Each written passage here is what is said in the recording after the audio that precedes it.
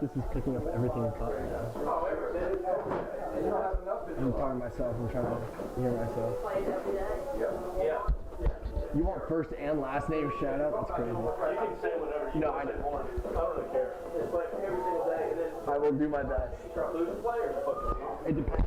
Also depends on what inning you egg. He's still 1-2 in the off row. Then I'll probably be calling you. Because I can be switched. You're going to I mean, this thing you figured out a lot. This thing, years ago, number 5 again. Well,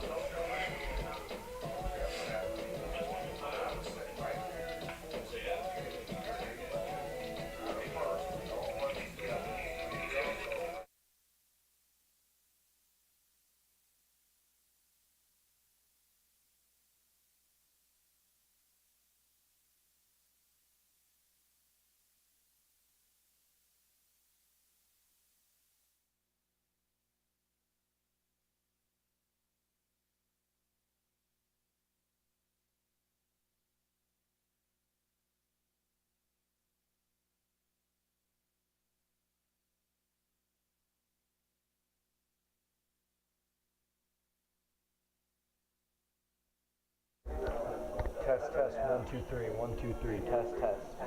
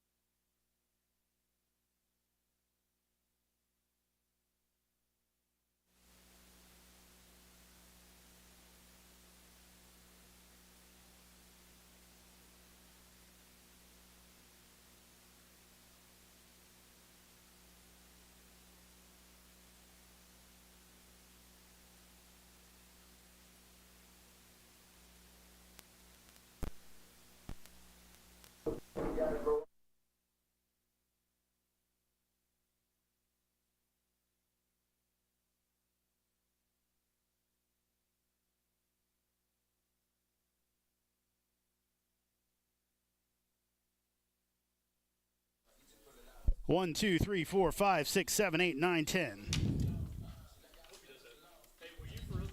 1, 2, 3, 4, 5, 6. Put your headset on. 1, 2, 3, 4, 5, 6, 7, 8, 9, 10. I can hear you. Yeah.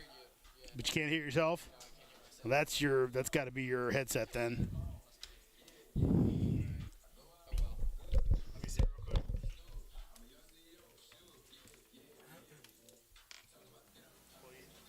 1, 2, 3. You're right.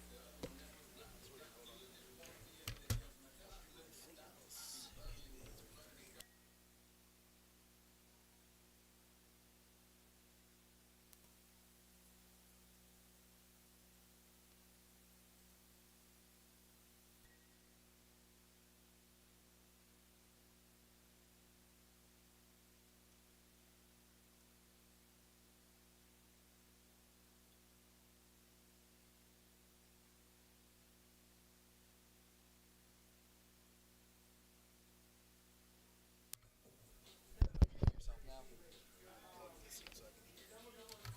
Yeah, it's definitely picking up audio. But then if I plug it in on either plug, it doesn't.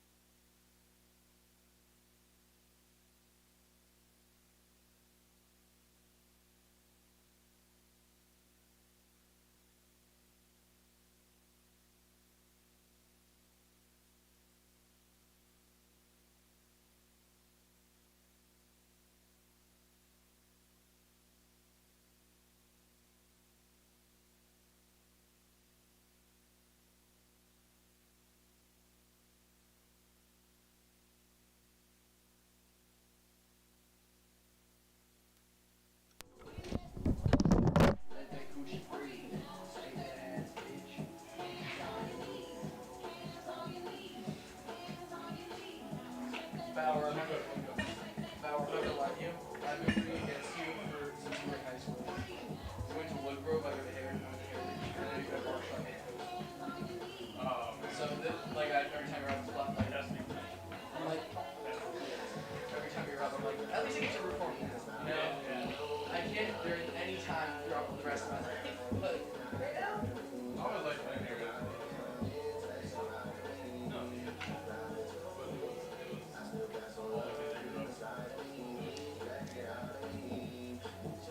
Do you remember King Lee's on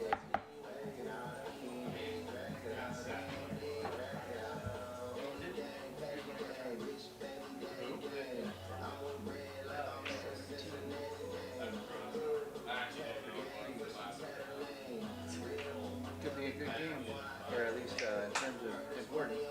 Both of them are 4-1. The thing this year with all the games being in division, like I don't know if it makes it more important or less important, you know? Yeah. Because like everybody like used.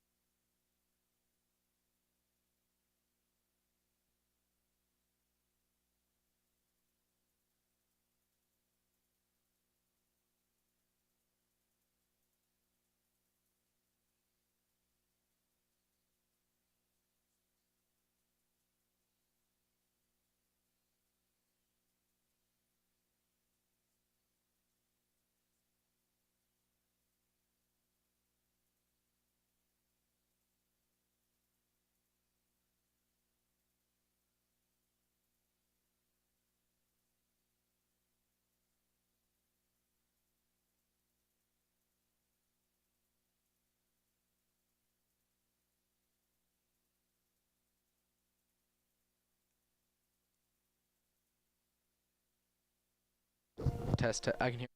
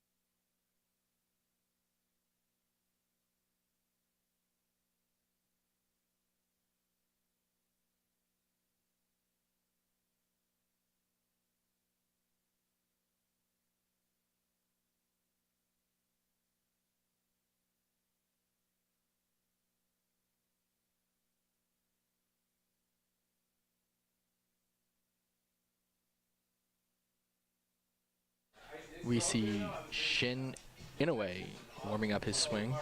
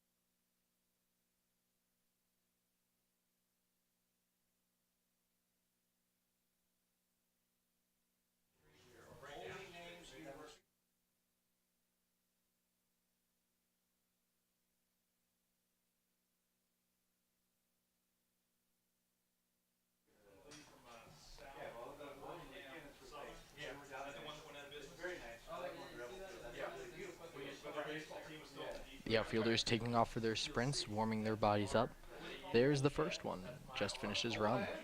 And there's the other two sprinting behind.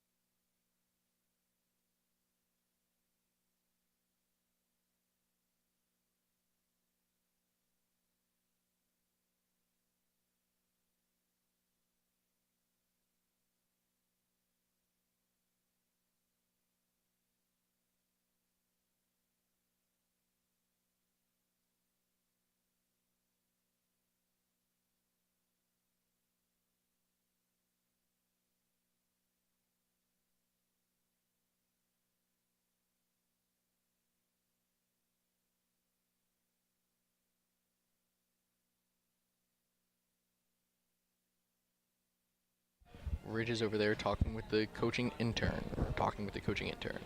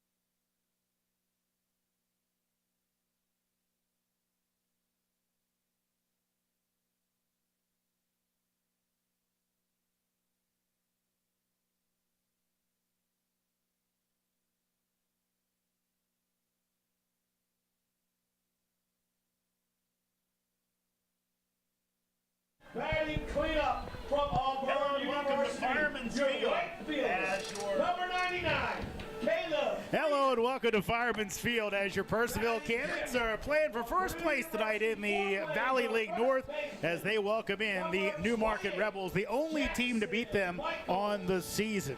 Howdy baseball fans, Jeremy Huber, TJ D'Onofrio with you. And the Cannons won a game last night. They normally don't win, TJ, a 2-1 pitcher's duel. It was an amazing battle between Jaw, who was our saving pitcher, versus Dutch, the losing pitcher. The two of them were going back and forth in the last couple of innings. But let's not forget about Bauer Burkhart, who had a phenomenal game. I talked to a couple of the players last night, and all of them were just raving about how Bauer's energy on the plate and on the field is changing everything for this team. They're saying that this team is more energetic than ever before. While it was hard for a lot of players to hit, the pitching was just immaculate, and it was a defensive battle, is what I've been told. Ending with the big day on the hill, and the Cannons bullpen came through as well. RBIs in the contest for Jackson Michaels and Gavin Braylon in a 2-1 win to take Purcellville to 4-1 on the season. We'll see if they can do the same thing tonight, get another win, and jump into first place all by their lonesome in the Valley League North. Again, so important this year. The playoff format condensed a little bit, so it's so important to get that number one seed that only 3 teams from each division make it. Cannons want to be at least one of those 3. To get you up to date on our national anthem tonight, here's our public address announcer, Bill Russatella. As we honor America with the playing of our national anthem, we have a special treat for you tonight. Playing the trumpet tonight is Drew Ludwig. Drew is a realtor with the Steve Patton team of Keller Williams. He has played for us before, and you're in for a treat tonight. Ladies and gentlemen, from Reston, Virginia, Drew Ludwig.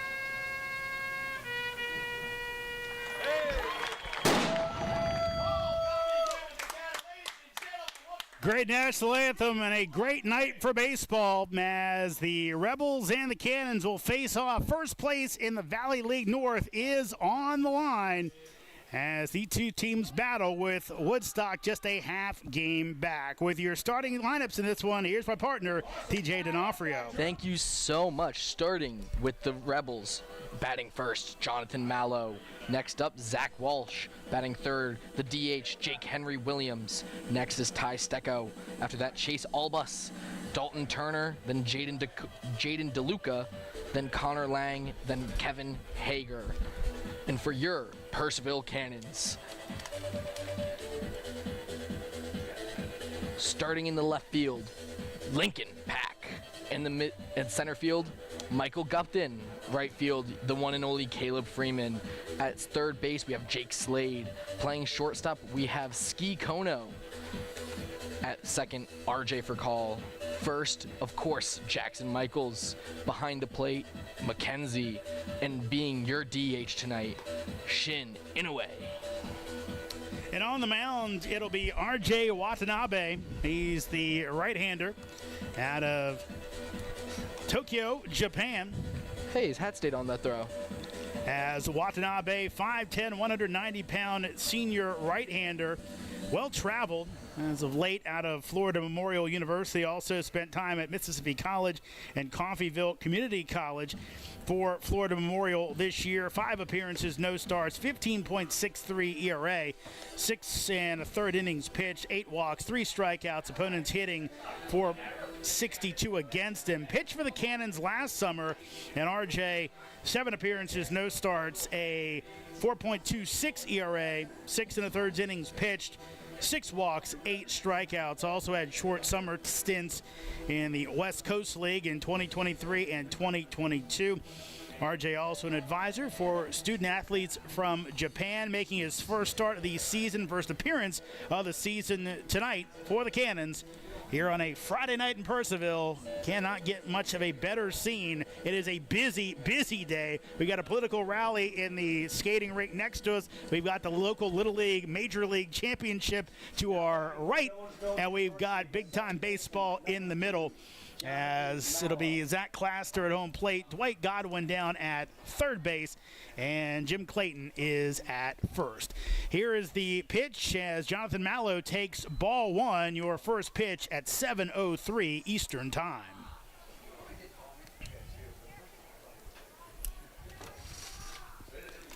RJ delivers, breaking ball will miss high, and quickly Mallow up in the counts 2-0.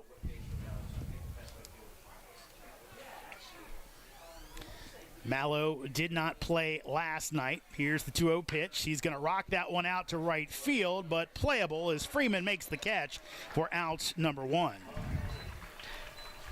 Mallow, a guy who is hitting .500 on the season so far with 8 at-bats, 4 hits, and 4 runs. An absolute stud of a hitter. And also, RJ Watanabe, this is his second appearance if you count the exhibition game where he did finish the game. Here's the pitch. It is in there for a strike to Zach Walsh. As Walsh awaits the 0-1, and that's in there for strike 2. So RJ quickly up in the count. Here's the pitch, and that is in there for strike 3. Good morning, good afternoon, good night. Zach Walsh as Watanabe with the strikeout, second out of the inning.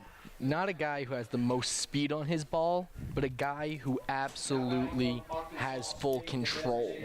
Number 17, Jake Henry Williams. Here's Jake Henry Williams, and he will offer it that one for strike 1. Jake Henry Williams at Arkansas State. Here's the pitch. That'll miss up high.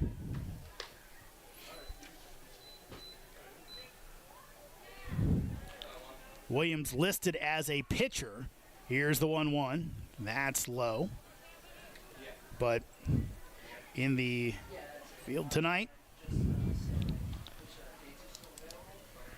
And now a quick conference between McKenzie and Watanabe. You know, I was talking to McKenzie before the game, and he said him and RJ have a really good connection and that they've become close friends throughout this season so far. Excited to see what that means for the mound and the catcher. Here's the pitch, waves at that breaking ball, and Watanabe takes the count to 2-2.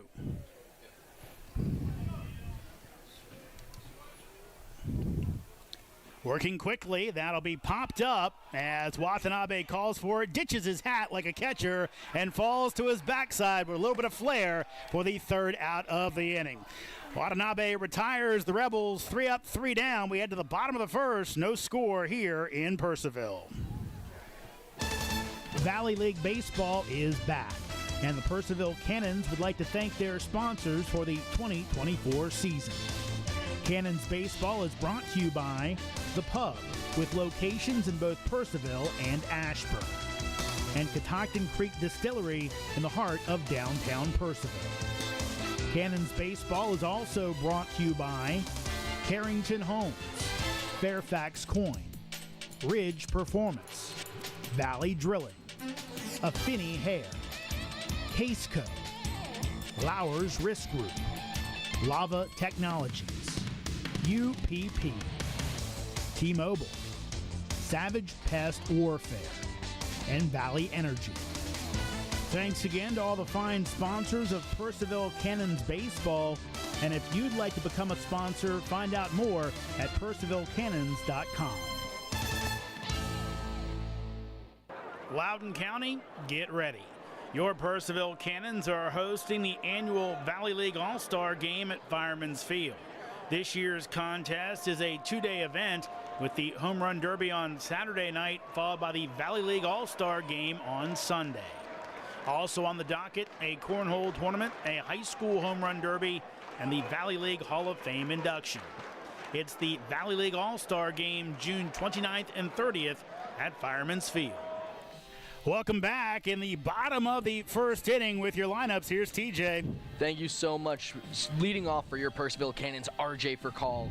Next, our DH tonight, Shin Inoue. Next is Jake Slade.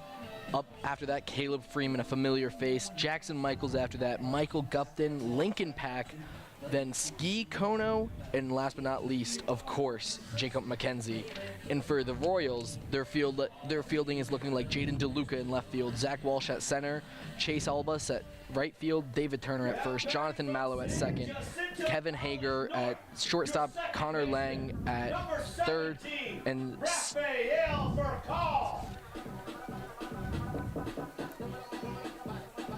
Ty Stecco at catcher. And on the hill, it'll be Josh Berzonski as he delivers to RJ Fricall in the outside corner for strike one. Berzonski out of Penn State Harrisburg, a D3 All-American, as he delivers the 0-1 pitch. Fricall takes up high for a ball. Berzonski, 5'10", 200-pound junior out of Glenville, Pennsylvania. Here is the windup and the 1-1. And Fricall takes in for strike two. Berzonski, remember the Division III Baseball All-American first team, the ABCA Rawlings All-Region second team. Here is the 1-2 pitch. That'll miss way outside. On the season at Penn State Harrisburg, Berzonski on relief, but a lot of piggybacks where it was a lengthy relief. 16 appearances, no starts, 6-2 record with 4 saves as he delivers the 2-2 pitch, and Fricall will go around, and he goes down on strikes for out number one. And we can look at what he's done this season. He's only played 1 inning for this team, but he has pitched for 5 innings and only allowed 7 hits with an ERA of 1.80. He is a clutch pitcher, and he's been described as their star. Here's Inoue, and Shin will take a big swing and miss for strike one. Yeah, you mentioned that outing. Took a no decision against Woodstock earlier in the season. 5 innings pitched as he delivers the 0-1, and Shin takes up high. Again, those 2 runs, 1 of those earned, 7 hits but 7 strikeouts, and according to his head coach, Charlie Shepard, talked to him before the game, said, look, should have been a win for him that day. Some things got away from us as that's low and outside. As count goes to 2-1. The head coach was up in this press box earlier, and he was talking about him and said he's the ace in our sleeve. Here's the pitch, and that is in there for a strike. As the count goes to 2-2. Berzonski delivers, and Shin will stay alive by fouling that one away. Just got a piece of it. So important just to see another pitch against a tough lefty in Berzonski, a kid already in the transfer portal. Here's your 2-2. And Shin takes high and inside, little chin music, as he'll head back into the box with a full count. Long look in by Berzonski, and here's the payoff pitch. And Shin will foul that one away, bounces it into the facing of the Cannons dugout. Late arriving crowd tonight. Actually was late arriving at game time because there was no parking out here. We've got a bunch of events we kind of talked about before, but it's really filling in nicely now. Again, the 3-2 pitch And Shin will take Hine inside, so the Cannons have their first base runner of the game. A walk with one out for Shin Inoue. And Shin Inoue is just one of those guys who's always going to seem to get on base. We're going to talk about that, I'm sure, throughout the night. Every time I feel like he's up to bat, somehow he's going to end up on base because he's batting so well, and he's a dangerous runner on base as well. So here's Jake Slade, the local product out of Loudoun Valley, and that'll miss way outside for ball one. Again, Berzonski, really a shutdown pitcher in his 2 years at Penn State Harrisburg, but struggled a bit in the Valley last year. Only made 2 starts as he throws over to first base. 7.04 ERA in 7 2/3 innings. Had a 1-0 record, though. Struck out 9, had 3 walks. Guy that is around the plate. His whip's great both of his years in college as Slade swings through that one for strike 1. Both years at Penn State Harrisburg, he's had a whip under 1, which is just phenomenal. Oh, my. Wow. Here comes your 1-1, and Slade takes in for a strike. And Slade with a quick word for Zach Claster behind home plate.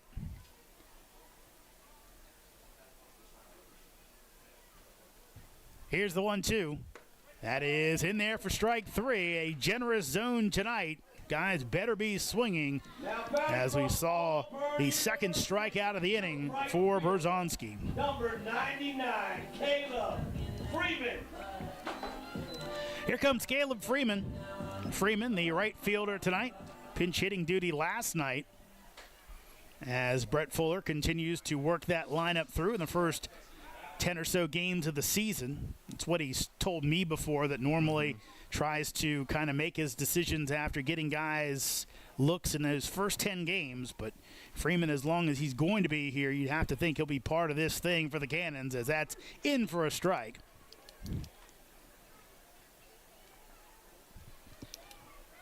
Caleb Freeman, one of the nicest guys on this team, always takes his time to talk to any single intern he sees, and really is just one of the most... 0-1 as the runner goes and fouled away. He's just really a sweetheart kind of guy. He's going to take his time to come shake your hand and talk to you if you want to talk to him. A great guy, and he's really been a leader for a lot of these guys on this team. Yeah, Freeman out of Auburn, previously at St. John's River State, was a second-team All-American at the JUCO there, and he rocks one out to left field. This one's going to stay in the park, but it's going to hit off the fence. And into third base is Inoue. And into second with a stand-up double is Caleb Freeman. Missed a home run by only a few feet. But the Cannons got something brewing, but with 2 outs here in the bottom of the first. An absolute phenomenal hit there by Freeman. A guy who can absolutely smack it out of the park any given day, any given chance. He's a big hitter and a big swinger. Puts a lot behind and a lot of power in that twist of the swing. Here's Michaels, the left-handed swinger. So tough matchup for him, trying to find a hole to bring in 2 with 2 outs. And remember, Cannon's last home game, Inoue scored on a balk in the first inning. Cannons broke the ice early. Here's the pitch, and Michaels swings over top for strike 1. On the campaign, Jackson checking in at 154 in 4 games. That's 2 hits, 1 double. 3 RBI, though. Does have a home run. Here's your 0-1, and Michaels waves at that one for strike 2. So 0-2 count. Cannons have 2 men on, but Michaels has to find a way on base to keep this inning alive and has not looked great against those first 2 pitches. Berzonski delivers, and almost the same spot, but a little outside, and it'll be ball 1. And a few Little League teams here tonight. Kids enjoying some baseball. Might see some more after the championship game's over just across the way. Here's the 1-2, and Michaels swings and misses for strike 3. So Berzonski strikes out the side with 2 runners on base in between. No score, Rebels and Cannons here in Purcellville after 1. Valley League Baseball is back, and the Purcellville Cannons would like to thank their sponsors for the 2024 season. Cannons Baseball is brought to you by The Pub, with locations in both Purcellville and Ashburn, and Catoctin Creek Distillery in the heart of downtown Purcellville. Cannons Baseball is also brought to you by Carrington Homes, Fairfax Coin, Ridge Performance, Valley Drilling, Affinity Hair, Caseco, Lowers Risk Group, Lava Technologies, UPP, T-Mobile, Savage Pest Warfare, and Valley Energy. Thanks again to all the fine sponsors of Purcellville Cannons Baseball. And if you'd like to become a sponsor, find out more at purcellvillecannons.com. Loudoun County, get ready. Your Purcellville Cannons are hosting the annual Valley League All-Star Game at Fireman's Field.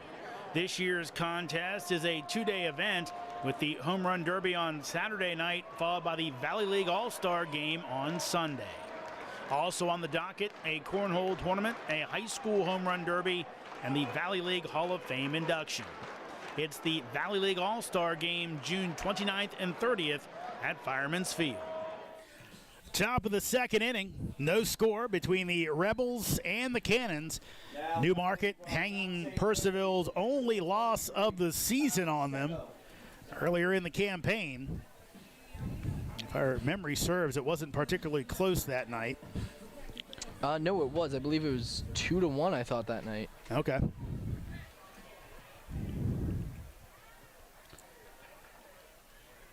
Here's the pitch as Stecco takes up high for ball one.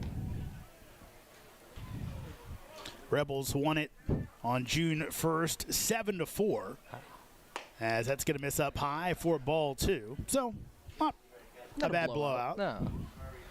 Also for fans of the Cannons, you'll notice. Here's the 2-0 pitch. Breaking ball was in there for a strike. RJ's hat is actually staying on tonight. It hasn't flown off yet. Well, it flew off when he knocked it off to catch that pop-up. He was trying to see the timeout is called, and that was Zach Kloster ends up out in front of home plate, telling Watanabe that was a timeout called by the batter. RJ with a smile, he delivers the 2-1. It's in the dirt and counts in Stecco's favor at 3-1. I don't think knocking your hat off counts as it flying off, you know? Normally, if you were... Here's the 3-1 pitch, and that is going to miss for ball four. If you are a avid Cannons fan, you'll see him fly it off every pitch, getting whiplash. Here's Chase Albus. Albus, right fielder tonight, out of East Stroudsburg. Seen a few East Stroudsburg players already in the Valley in the Cannons' few games.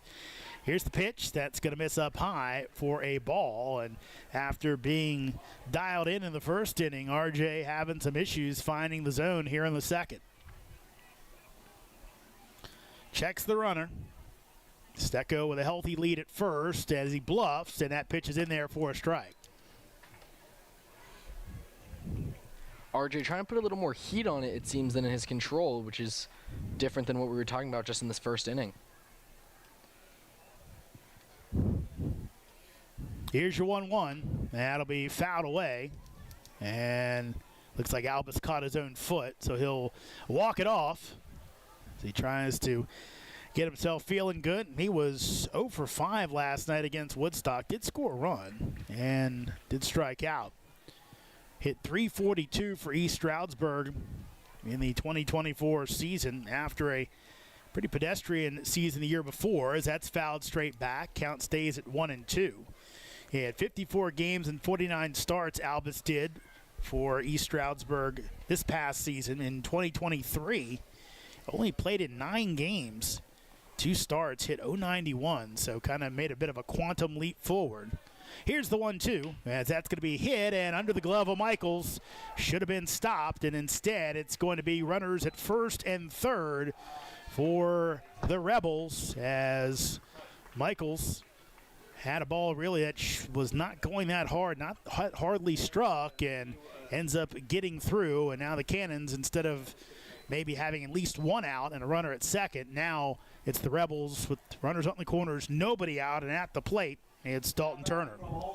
That's going to be an error on the first baseman. Turner, the first baseman, as Watanabe delivers. Breaking ball in there for a strike.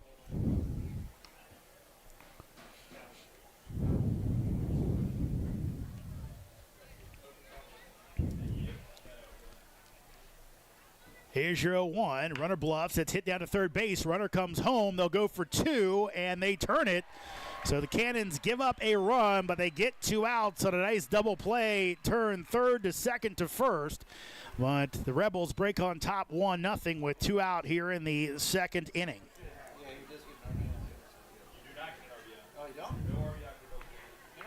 So Turner hits into the double play.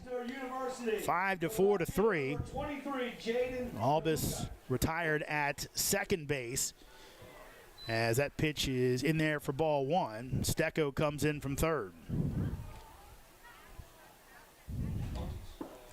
And that's way out of the strike zone all the way to the backstop. As Watanabe with a sly smile, he tries to dial it back in. Here's your 2-0. That is in there for a strike.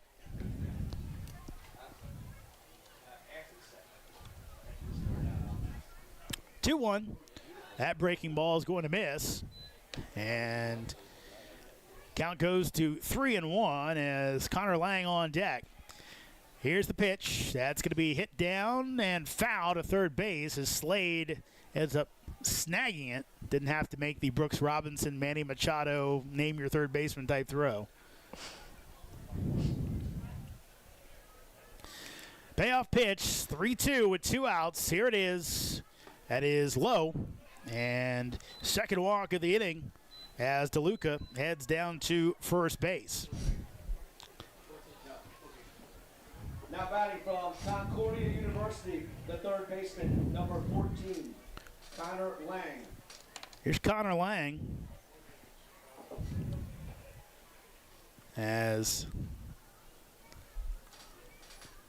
RJ delivers up the middle, off the head of Watanabe, grabs his head, and not in time, as it looked like Slade kind of held up for a second. Thought he might have had the out, but I think maybe was stunned by his pitcher getting hit in the head, and Brett Fuller going to the bullpen. He says, no, RJ, you're coming out of this one, I think. Maybe he's calling for the trainer, but that caught him square. Luckily, maybe for RJ, kind of had him in the backside of the head as the trainer will come out.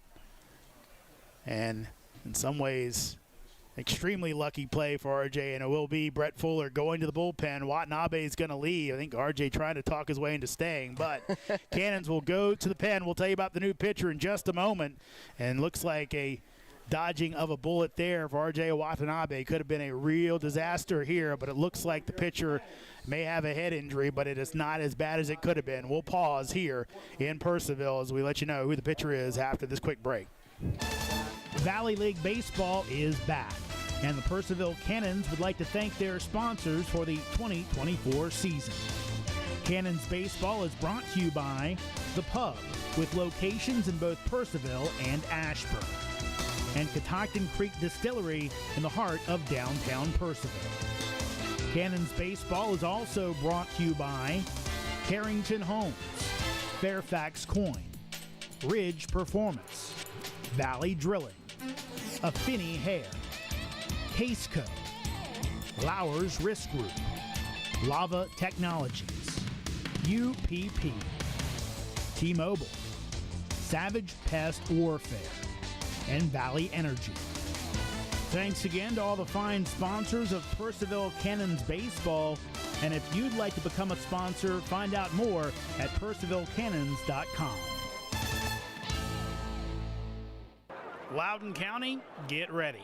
Your Purcellville Cannons are hosting the annual Valley League All-Star Game at Fireman's Field. This year's contest is a two-day event with the Home Run Derby on Saturday night, followed by the Valley League All-Star Game on Sunday. Also on the docket, a cornhole tournament, a high school home run derby, and the Valley League Hall of Fame induction. It's the Valley League All-Star Game, June 29th and 30th at Fireman's Field. Welcome back to Purcellville. The new pitcher is Aiden Adams. Adams brings a 0.00 ERA into this one. Pitched just 2 and a third innings. Has allowed 5 hits on the year in his 2 games. Aiden's last outing came against Woodstock earlier this week. Pitched a third of an inning, got the win as he came on in relief, allowed 2 hits. As he faced just 3 batters. Adams is a junior out of San Jacinto College North, 6 foot, 200-pound left-hander.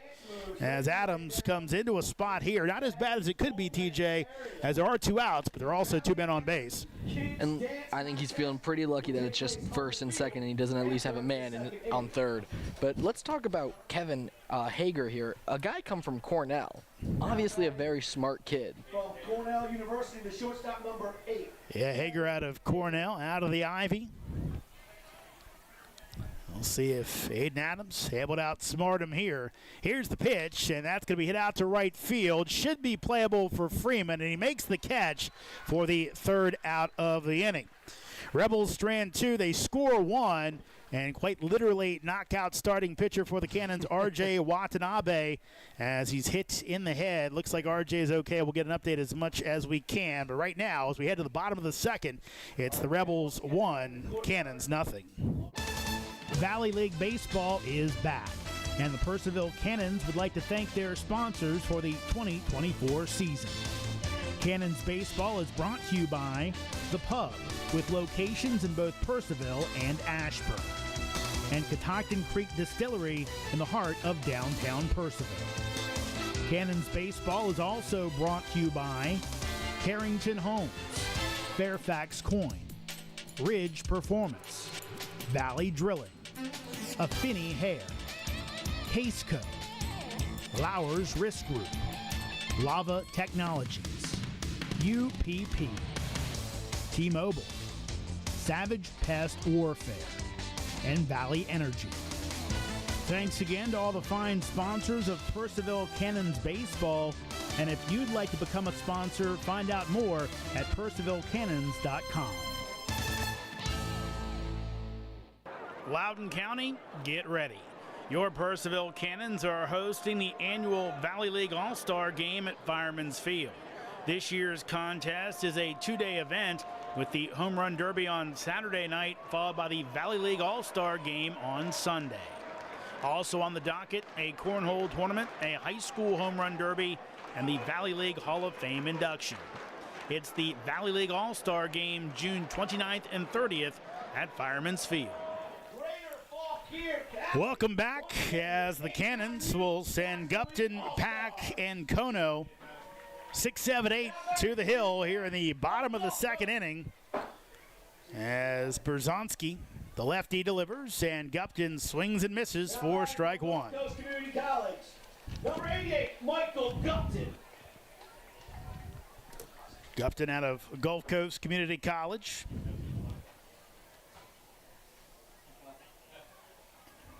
Here's the 0-1, and Mike swings and misses for strike 2. Gupton on the season, hitting .294. Has a double, a homer, 4 RBI, 6 strikeouts, 2 stolen bases in his 5 games. 0-2 pitch, that'll miss way outside for ball 1. Surprised he doesn't have more stolen bases, you know? Kind of a guy you expect with a lot just because of his speed. Here's the 1-2 as Gupton takes in the dirt. Now, the one thing about that is guys say all the time, you know, you can have all the speed, but there is that intangible of kind of knowing how to do it. Getting those jumps off the pitchers. Here's your 2-2, and Gupton pops it up. Turner thinks he's got to play, and he does as it came back in towards fair territory. Turner hangs with it, and a 1 out on the board for the Cannons here in the bottom of the 2nd inning. West Virginia University. And I think that's something the Cannons have worked on a decent bit, is that they have been working on stealing. They've been working on trying to fix that stealing that they didn't have in the past. as I am loving Lincoln Pack's white helmet here for this game tonight. Lincoln Pack takes a ball high. Pack out of Mount Morris, Pennsylvania, and West Virginia did not play for the Mountaineers this year.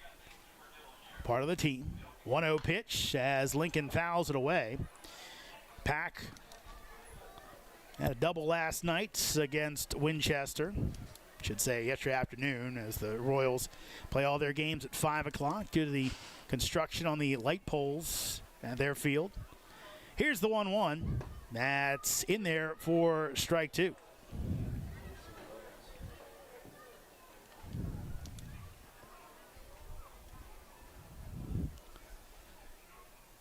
One-two pitch, that'll be hit in between third and second.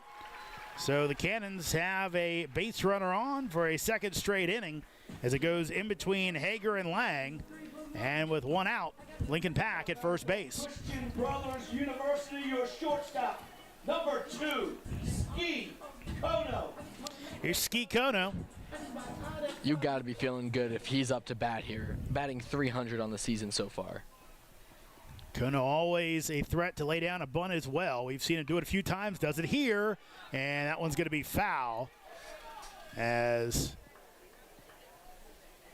Brett Fuller was asking about something. Don't know what it was, but Kono, again, always a threat to lay one down as Lang was even with the bag. Stecco got out quickly, but if that was kept fair, it would have been a base hit. Instead, an 0-1 count with a runner at first base with one out. Rebels leading at 1-0. Here's the pitch. That is going to be outside and low for a 1-1 count. Newmarket brought a run in on a double play. Here's the 1-1, and Kono way out in front on that one for strike 2. You know, I was talking with Kono before the game, and he was saying about how much he prefers a wooden bat. He feels he can get a better turn on it, and he really has more control over the crack. Interesting, as that's thrown over, because most guys, struggle, trying to learn how to hit with that wood bat, but obviously he is in a comfort zone using a twig. Here comes the 1-2, and swung on and missed as Kono goes chasing up the ladder. And that is the 4th strikeout of the game for Josh Berzonski. Jacob McKenzie. And Jacob McKenzie will try to keep the inning alive for the Cannons.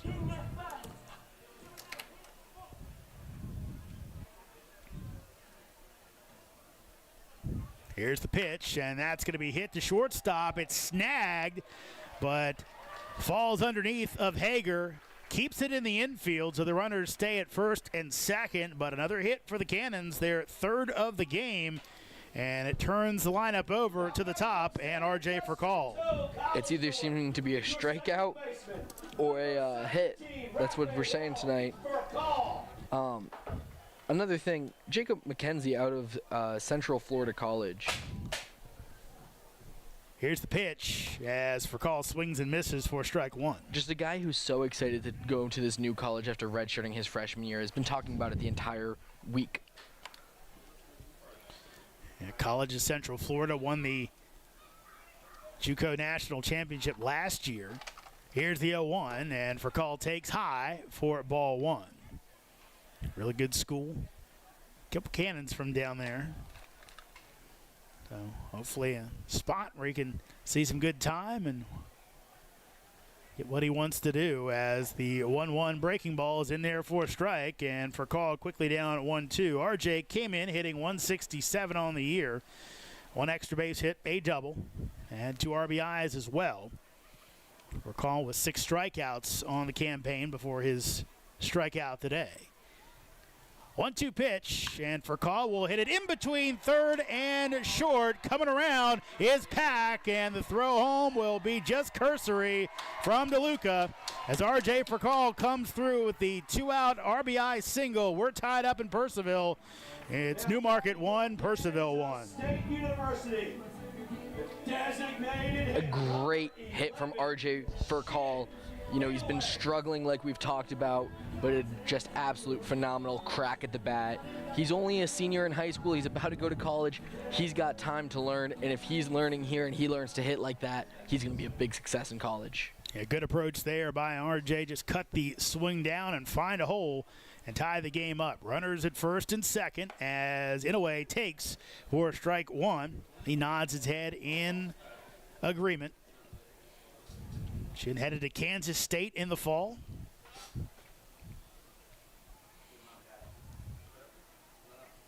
Here comes the 0-1. Inouye takes in the dirt. Now, Shin, if we kind of had a little more spread out off days like we did previously in the Valley, he might have been headed down to Charlottesville this weekend to check out K-State against UVA in their super regional. I believe they're getting on the field, just got on the field, as that's going to miss high for a ball. Count goes 2-1. I know I wanted to drive down for it. I mean, it's not that far away from here. I'd love to see a super regional game. Can't imagine you don't want to go see your own college play it. 2-1 coming up. Here it is. As Shin will foul it off, and that's going to get out of play. And count goes to 2-2. Inouye walked his first time up. Ended up on third base. Was there when Michaels struck out to end the inning. He did not look happy with that foul ball. He seemed like there was something wrong in his swing there, and he just stepped off to the side to really perfect it. Brzezowski comes set and delivers, and Shin fouls it off again. So staying alive, making it tough on the lefty. Both these teams have guys back for second seasons. Cannons have a lot of guys back for a second, even third season, I believe. 2-2 pitch, as that'll be popped up. This one might be in play. Lang giving chase, and it is going to fall in, but in foul territory. So we will start it all again. Everybody heads back to their spots. Once again, your foul ball sponsor tonight, our friends over at Ridgeline Roofers. I think that one must have caught the rubberized warning track all the way around the field, the way it kind of caromed over the fence. Absolutely, and it really seemed as if it really felt like Connor Lang and Jaden DeLuca both thought that was going to be in right before it went out. Both giving chase. So again, we'll do the 2-2 with 2 outs, 2 runners on. Here's the pitch, and that'll be hit weakly to second base, fielded by Mallow over to first base in time for the third out of the inning. Cannons again leave 2, but this time they score a run.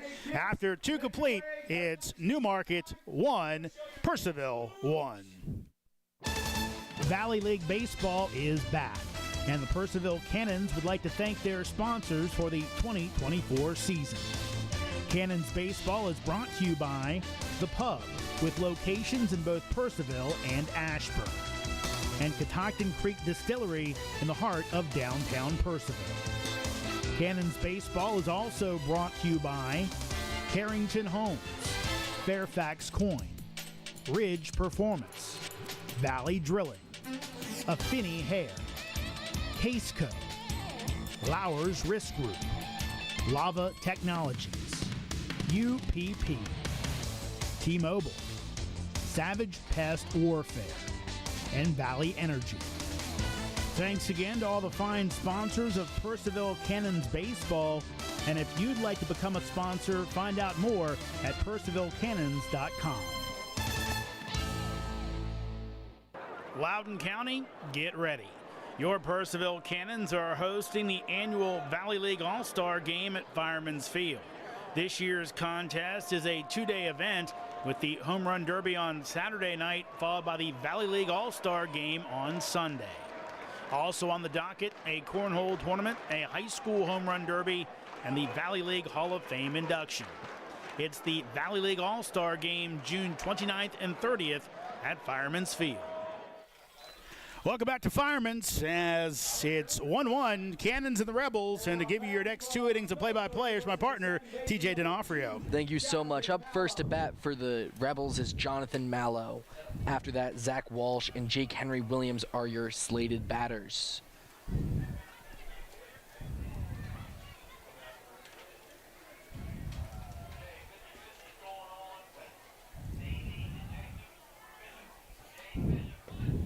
pitch low, ball 1.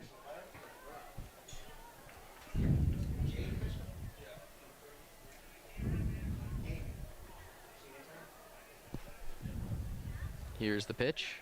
Bunt, and it's in play. Throws over, safe, as Michaels was just too slow to get there, as he gets safe on first. Play by Milo in a tough spot, and for call playing over, not there in time, and Rebels have leadoff man on for the second straight inning. And Aiden Adams would like to shout out his girlfriend, Lauren Cook from Kansas City. He was asking me before the game if, when he's in, I could give a special shout out. So I'll be nice to Aiden today and give it to him, as here's the pitch. Low and in the dirt, ball 1. Baseline, Jaden Bishop is down there, number 30, with Amy, 50. It'll be interesting to see if the Cannons bullpen can hold together. Really gonna have to piece together a whole bunch of outs. As he tries to keep Jonathan Mallow humble and on base. Keep him honest.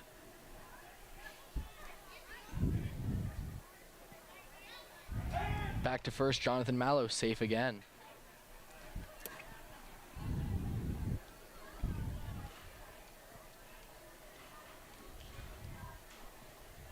One 0 out, 1-0 count here with Zach Walsh with a lookout strike. As we get a steal from second with Jonathan Mallow. He is safe at second with a steal. Just a little too slow from Aiden Adams. And it looks like Kono took the head to the knee, and a quick little slow get up as well from Mallow. Well, a bit of a collision there, but looks like both guys are going to hang with it.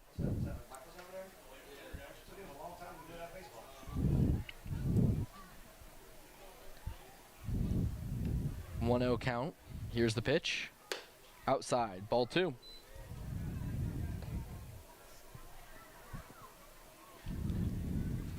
Zach Walsh's last at-bat was a strikeout looking. Let's see if he can change that here with the pitch. Ball number 3. Adams quickly down in the count.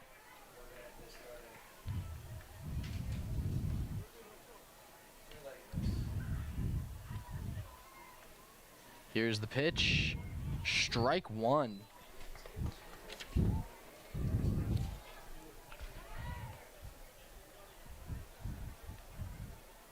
And here's the next pitch. Swung, and it bounces straight to Furcall as he throws it gently to first so Michaels can get the out. However, Jonathan Mallow did get to third there. Good team hitting right there by Walsh. That's what you want to do, is hit it the other way so the runner on second base can get to third, and it's exactly what he did. And now the sac fly an option for Williams. Yeah, and I with only 1 out, I don't see why you wouldn't take the lead in the runs unless you think Williams can really get on base. And here is the first pitch, and it is a swing straight to RJ Furcall at second, and there gets back to Michaels for the strike, for the out at first. Wow, that did bring Jonathan Mallow home with a run. RBI there for Williams, so little small ball from the Rebels with that bunt single, then a pair of ground outs, plus a stolen base, puts them in the lead, TJ. It does, 3-2. As Adams with the pitch. Once again, 50-50 Another ball. Take his first baseline. Jaden Bishop and Amy coming at you. Aiden Adams, deep breath, winds up. Here's the pitch. Swung, and it's head out to center field. Looks like it could be gone, folks. It hits off the wall as Ty Stecco gets the double. Gupton, a little double clutch, TJ, and luckily didn't hurt him, as he said speed got him there quick enough, and it keeps Stecco at second base. As now Chase Albus comes up to the bat. The right fielder, number 15, Chase Albus.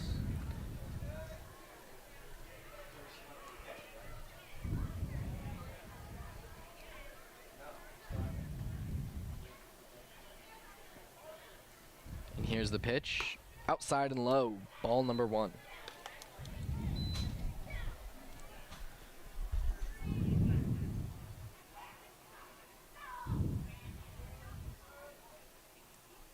Another low ball. Down in the ground there.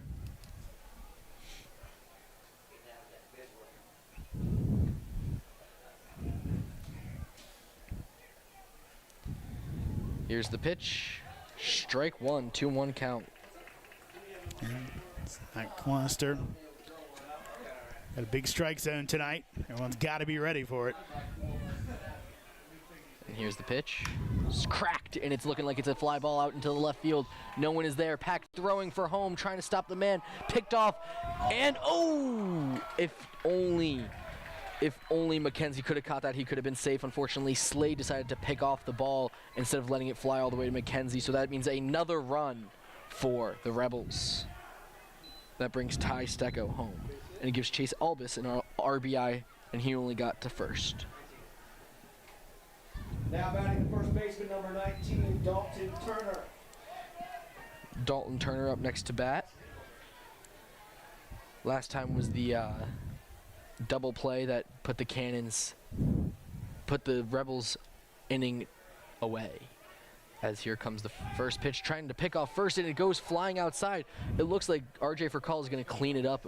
Really fast feet work there by RJ Furcall, keeping him on first.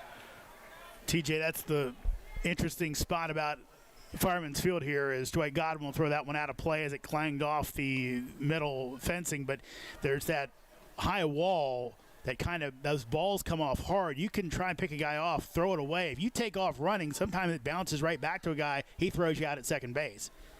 Absolutely, and here's the pitch way outside, ball number 1. Some fields that ball might kind of kick down the line. A lot of times, even those throws from shortstop will just bounce right back to the first baseman. As they try to keep him honest again at first, and Chase Albus not going anywhere, safe at first, 1-0 count. Here's the pitch, swung, and Albus looks like he was trying to steal, but he runs back as McKenzie with an extremely fast pop-up time.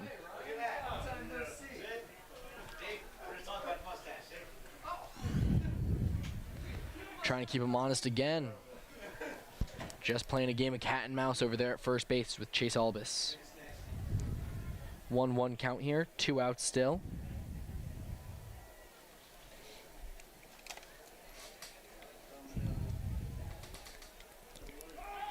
Throw back to first. And he's safe. Aiden Adams really thinking he's going to pick off Chase Albus here. Well, just trying to keep him there. Albus this year was 16 out of 17 in his college season on stolen bases. Here's the pitch. Up high, ball number 3.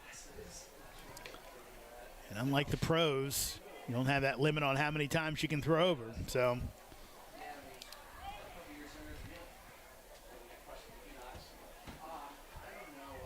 here's the pitch, swung, and it's a foul ball back.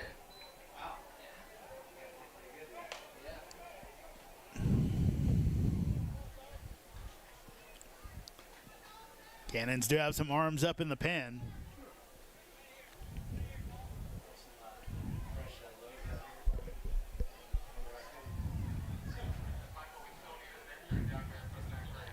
Here's the pitch, cracked, and it's over to third base. Slade with a diving save, throws it over to first, gets there safe at first, and second he's trying to run, and he dives back right before Michaels could make the play to RJ Furcall.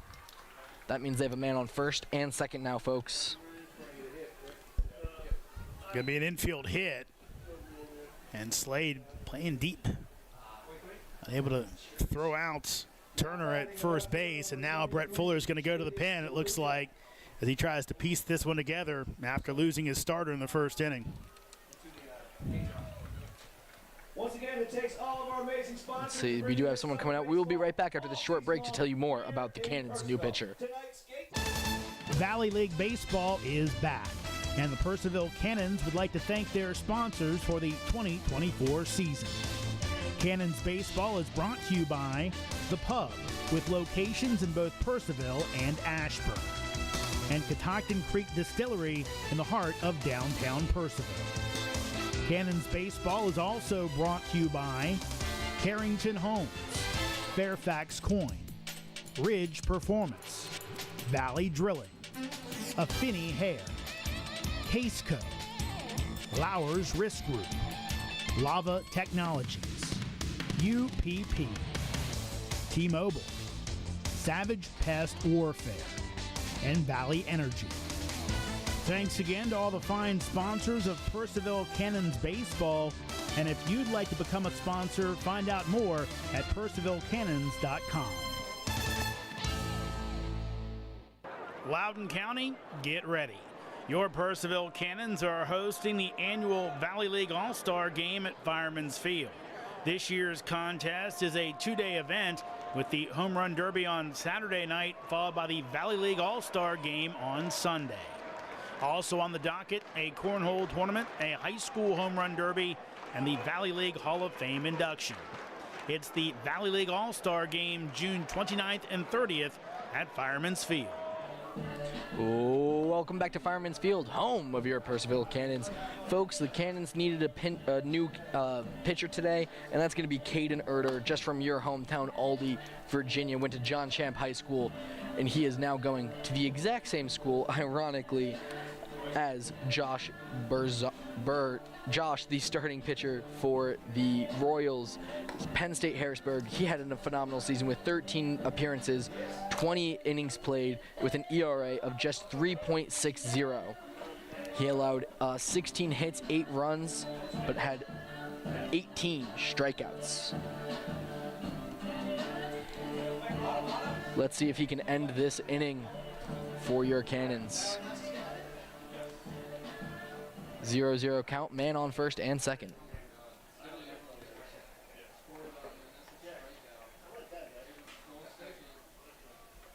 Here's the pitch. Swung, and it's in play. Erder just misses there. Slade picking up barehanded and throws over to first, and he's safe at first. Slade can't believe it. Michael's just in shock that that was a safe, called safe at first. Slade looking disappointed as the bases are now loaded. Yeah, again, between that bunt early and then a couple of these hits that have been almost seeing eye in a sense, that one just almost a swinging bunt there, and really no good chance for Slade. And now the bases are loaded, chance to blow this one open for the Rebels. And here's here's Connor Lang, first pitch, ball. Fourth straight hit for the Rebels.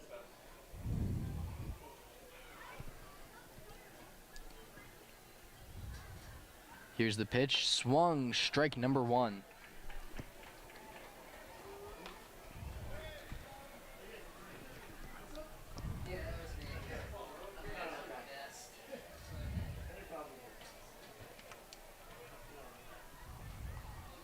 One count, bases loaded, two outs as the pitch is there, and it is a strike, 1-2 count.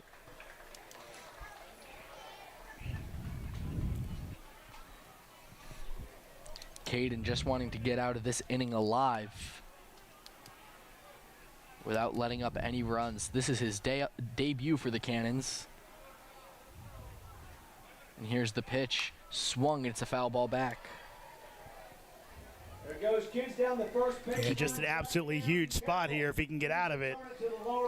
Keeping his at-bat alive, Caden Erder, standing at just 5'10", 175 pounds, a right-handed pitcher with a whip of 130.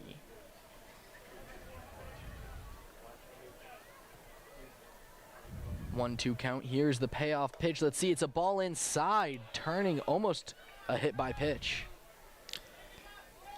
Yeah, Erder thought he got it, but was close, and Lang pulled away from it, so it goes to 2-2.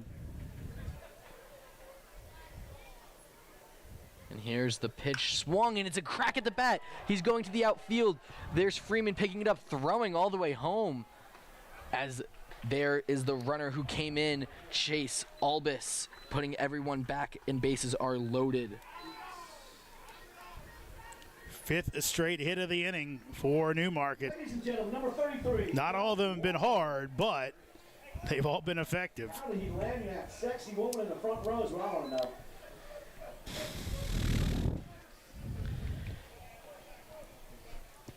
As here's Kevin Hager, and there's this pitch, and there's a swing, and it's an easy cleanup for Slade to get him out at third. That's the end of this inning, folks. Your Cannons are down 4-1 against the Rebels. We'll be right back at the top of the inning, or at the bottom of the inning. Valley League Baseball is back. And the Purcellville Cannons would like to thank their sponsors for the 2024 season. Cannons Baseball is brought to you by The Pub, with locations in both Purcellville and Ashburn, and Catoctin Creek Distillery in the heart of downtown Purcellville. Cannons Baseball is also brought to you by Carrington Homes, Fairfax Coin, Ridge Performance, Valley Drilling, Affinity Hair, Caseco, Lowers Risk Group, Lava Technologies, UPP, T-Mobile, Savage Pest Warfare, and Valley Energy. Thanks again to all the fine sponsors of Purcellville Cannons Baseball. And if you'd like to become a sponsor, find out more at purcellvillecannons.com. Loudoun County, get ready. Your Purcellville Cannons are hosting the annual Valley League All-Star Game at Fireman's Field. This year's contest is a two-day event with the Home Run Derby on Saturday night, followed by the Valley League All-Star Game on Sunday. Also on the docket, a cornhole tournament, a high school home run derby, and the Valley League Hall of Fame induction. It's the Valley League All-Star Game June 29th and 30th at Fireman's Field. Welcome back to Fireman's Field, home of your Purcellville Cannons. Cannons are up. Your slated batters.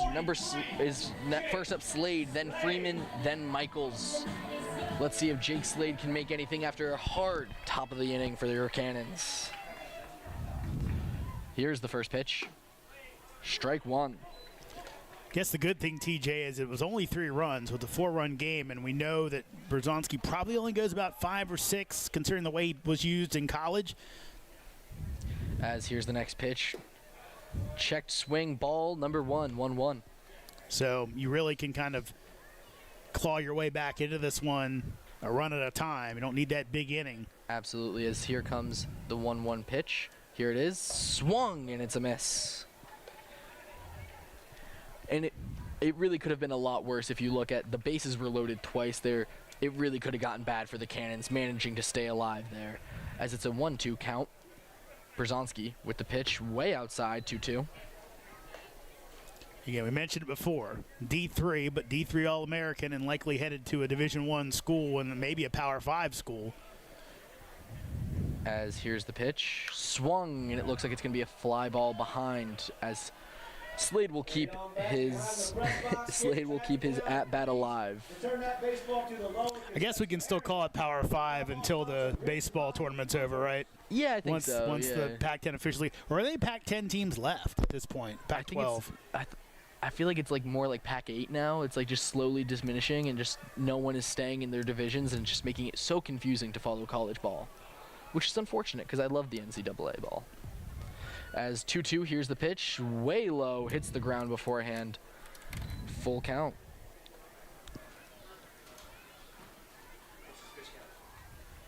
He's at 56. This will be his 56th pitch.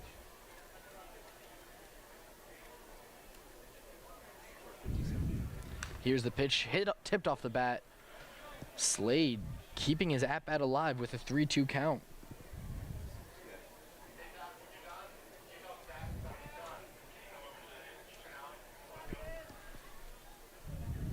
Slade, 3-2 payoff pitch. Here it is. Strikeout. Slade hates the call. Walks off after flipping his bat. Very upset. There's out number 1.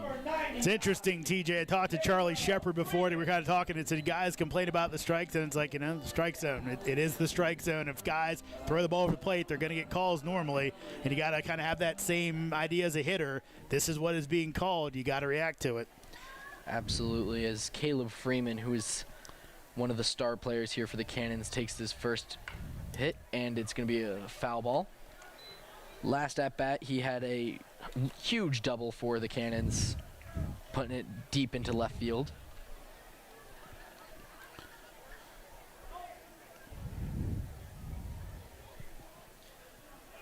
Oh, 1 here. Josh with the pitch, slow and outside.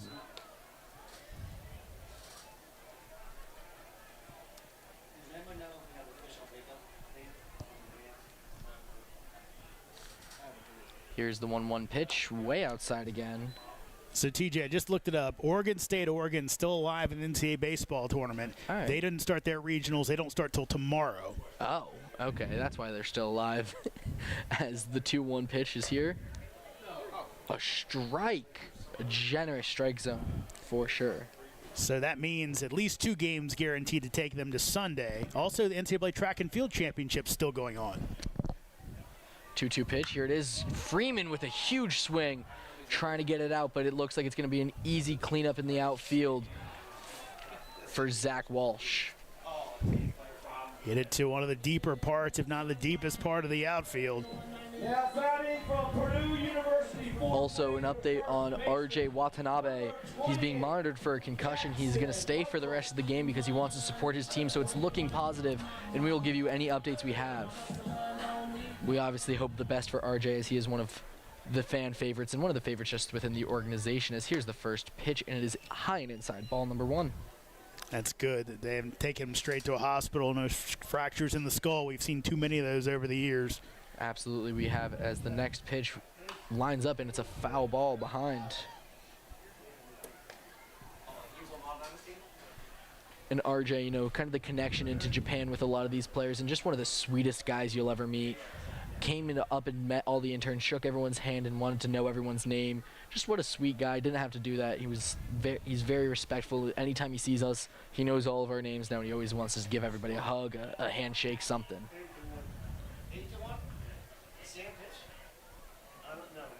As here's the pitch. Strike number 2, 1-2 count here.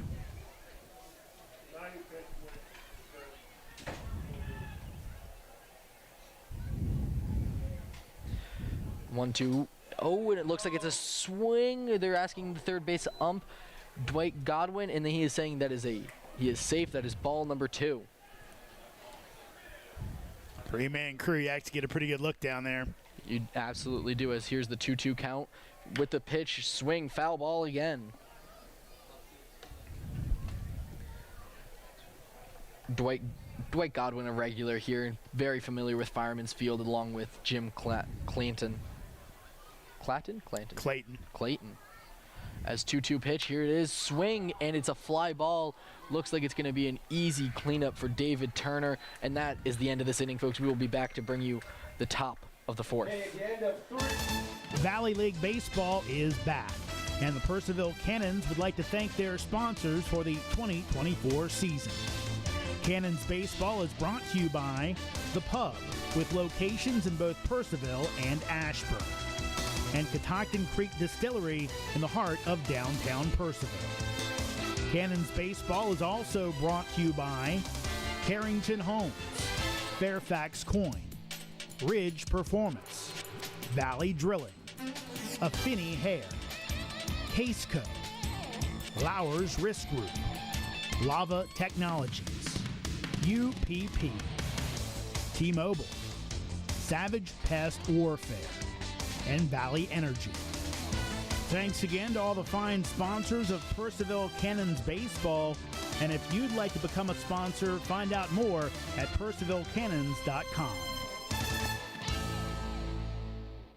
Loudoun County, get ready. Your Purcellville Cannons are hosting the annual Valley League All-Star Game at Fireman's Field. This year's contest is a 2-day event with the Home Run Derby on Saturday night, followed by the Valley League All-Star Game on Sunday. Also on the docket, a cornhole tournament, a high school home run derby, and the Valley League Hall of Fame induction. It's the Valley League All-Star Game June 29th and 30th at Fireman's Field. Welcome back to Fireman's Field, home of your Purcellville Cannons. Your Cannons are trailing 4-1 against the Rebels. A quick update around the league as Strasburg Express is beating Woodstock River Bandits 5-0. Winchester Royals losing to Front Royal Cardinals 0-2. As Charlottesville is beating the Culpeppers 5-0. As here's the first pitch of the inning. Cracked it, it's over to RJ Furcall at second base. Drops the ball, gets it to first, and it is a out. Looked a little risky there. I wasn't sure if RJ Furcall was going to pick it up in time. seems to really get some of the really hard ones that you don't expect him to make, all those plays, and then some of these basic plays really lacking some of those fundamentals, it feels. Now batting is center fielder, number 36, Zach Walsh. Pitch number 1 is a ball.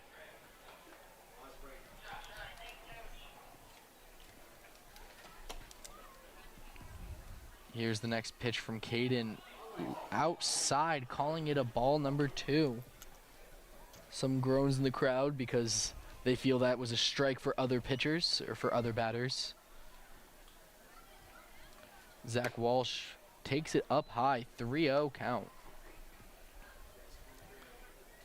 All right, now Erder, just want to see him trying to throw strikes, be around the plate. And here's the pitch. Strike 1 for Caden Erder. 3-1 count. Erder looking to try to not let this man walk just straight onto bases. Here's the pitch low and outside as it is a walk for Zach Walsh. Back to my pregame conversation with Coach Shepard of Newmarket. He said, look, in this league, and in most leagues, you know, guys at best are hitting 300 for the most part. If you throw the ball over the plate, more than likely they're going to get themselves out. It's when there's the walks, those other things that kind of add on to innings that might be a one-run inning. And here's the pitch, and it's a ball yet again as Jake Henry Williams is up to bat.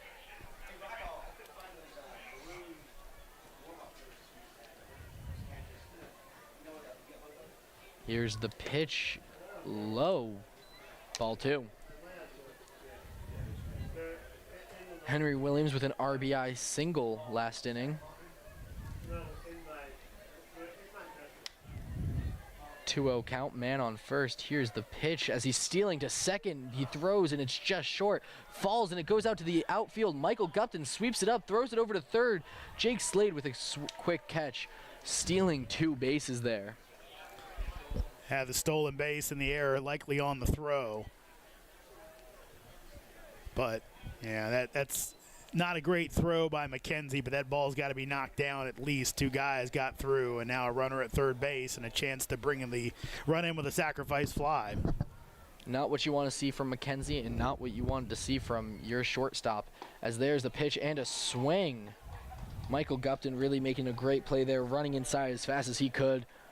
You can see that he did not want him to come home. He was really motivated to get there, as it is a 2-2 count. The pitch swung sharply, hit over to the shortstop. Inouye throws to first. It's an out. It is, as he was trying to make sure, Inouye doing a quick look before to make sure that Zach Walsh was not running home. That's why you bring the infield in so that run can't score. Shin made a pretty good stop and made sure about it, got it over quickly, and now the Cannons have a chance to get out of this inning without any more runs on the board for the Rebels.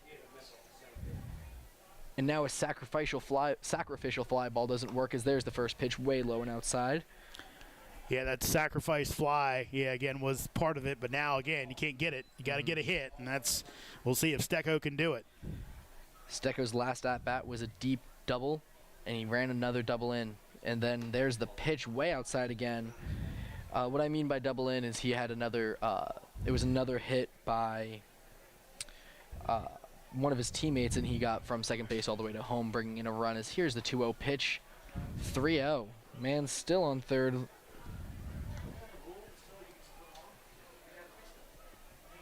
Yeah, he really stung one last time up, so Cannons may be pitching him carefully, but really everyone was stinging one's last inning. As here's the pitch, strike 1.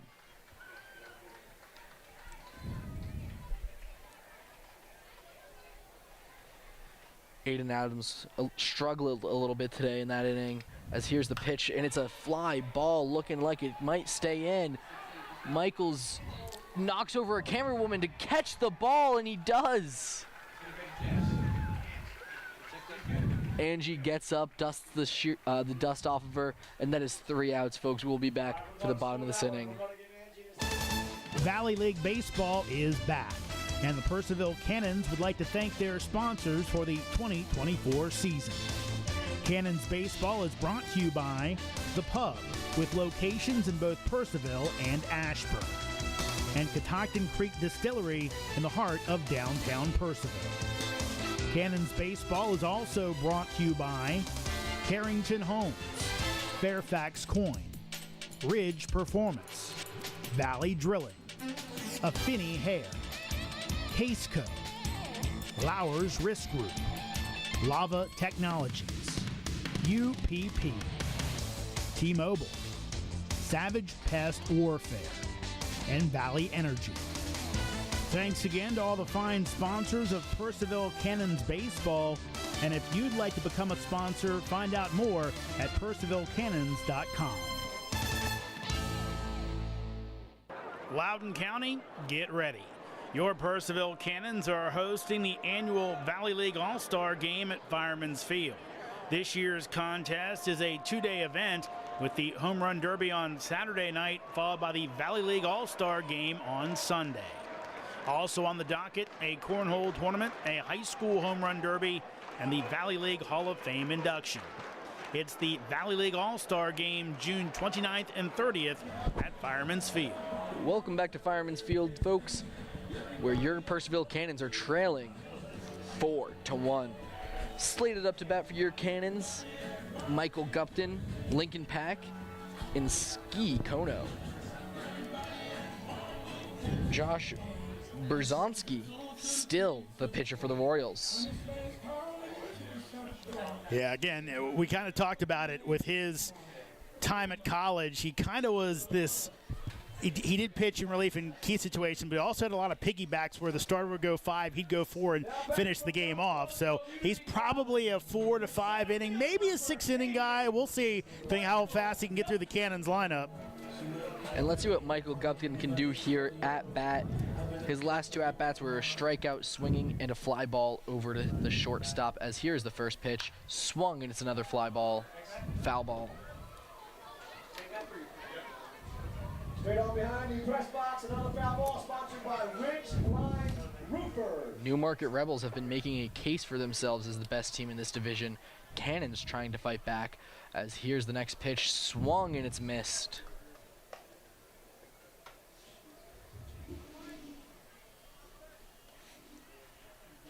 0-2 count. Gupton quickly down.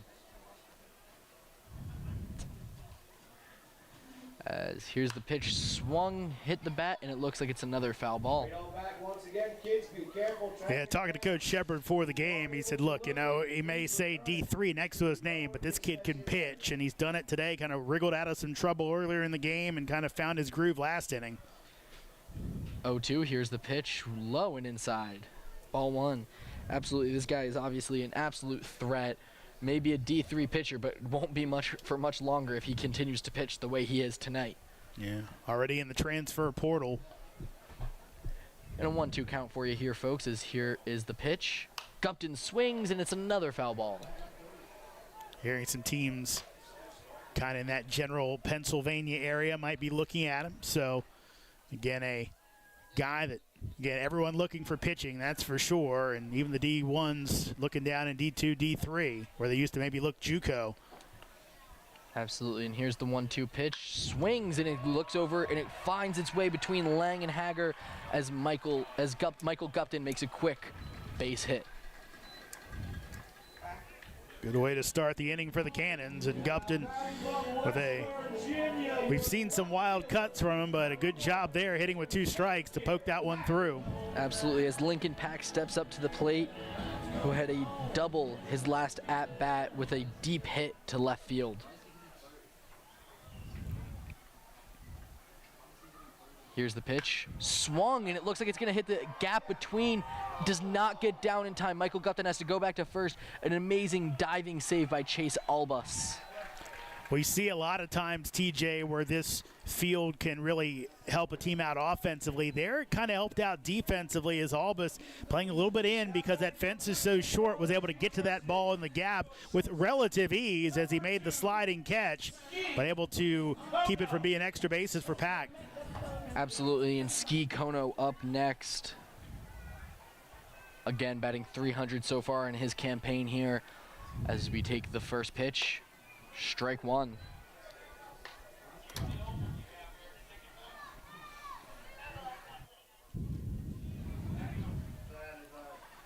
Pitch 2, another strike.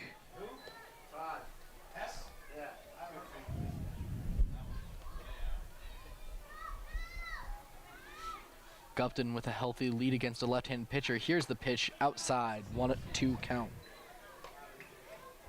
Stecco trying to frame that one, couldn't get it exactly to Kloster's liking. Checking, trying to keep Gupton safe. Gupton going for the steal, and he's out at second. Those lefty relievers always tough, and Gupton going on first move, and even as fast as he is, he's a dead bird down at second base. It's just too hard when it's a lefty pitcher on first base. It's almost impossible to get those picks unless you have the lead beforehand, which he just didn't. And Kono with the 2-1 count. Here it is, foul ball.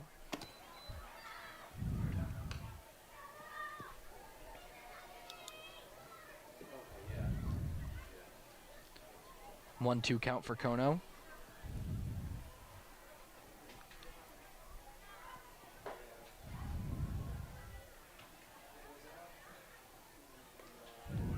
Way low as it's a 2-2 count now. Ball in the dirt there for Ski.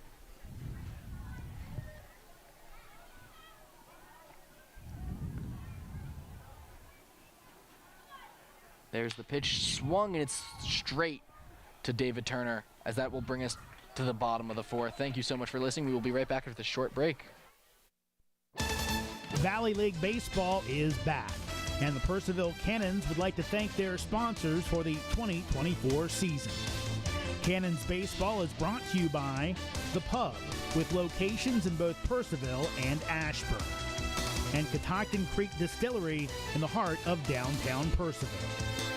Cannons Baseball is also brought to you by Carrington Homes, Fairfax Coin, Ridge Performance, Valley Drilling, Affinity Hair, Caseco, Lowers Risk Group, Lava Technologies, UPP, T-Mobile, Savage Pest Warfare, and Valley Energy. Thanks again to all the fine sponsors of Purcellville Cannons Baseball. And if you'd like to become a sponsor, find out more at purcellvillecannons.com. Loudoun County, get ready.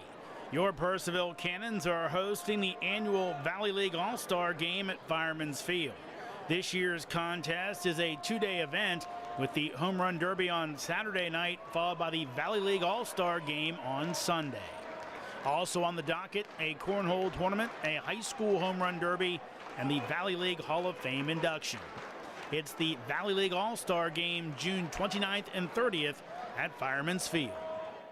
Welcome back to Fireman's Field, home of your Purcellville Cannons, for your next 2 innings of elite play-by-play. My partner, Jeremy Huber.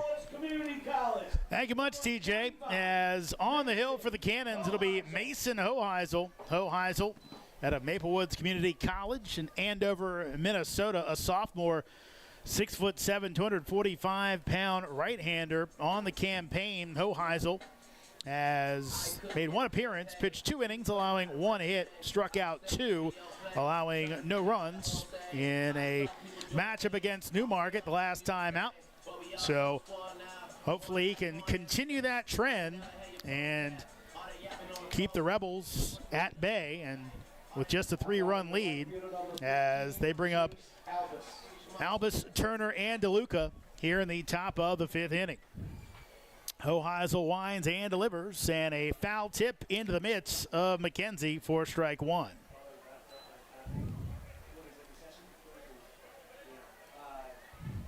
Here's the pitch. That's going to be fouled off the fists, off the top of the third base dugout, and quickly Albus is down 0-2. The big righty with the neon blue glove delivers, and that'll be off the outside corner for a ball. Hoheisel been a few places. Here's the 1-2. That is going to be off the outside corner for a ball. Also is at Metropolitan and Community College. 2-2. That's fouled off the other way. On the night before the season opener, Cannons had a get-together with the fans at the Purcellville pub. Here's the 2-2. That is going to veer inside for ball 3. And I was going around getting everybody's pronunciations with a recorder. Here's the payoff pitch.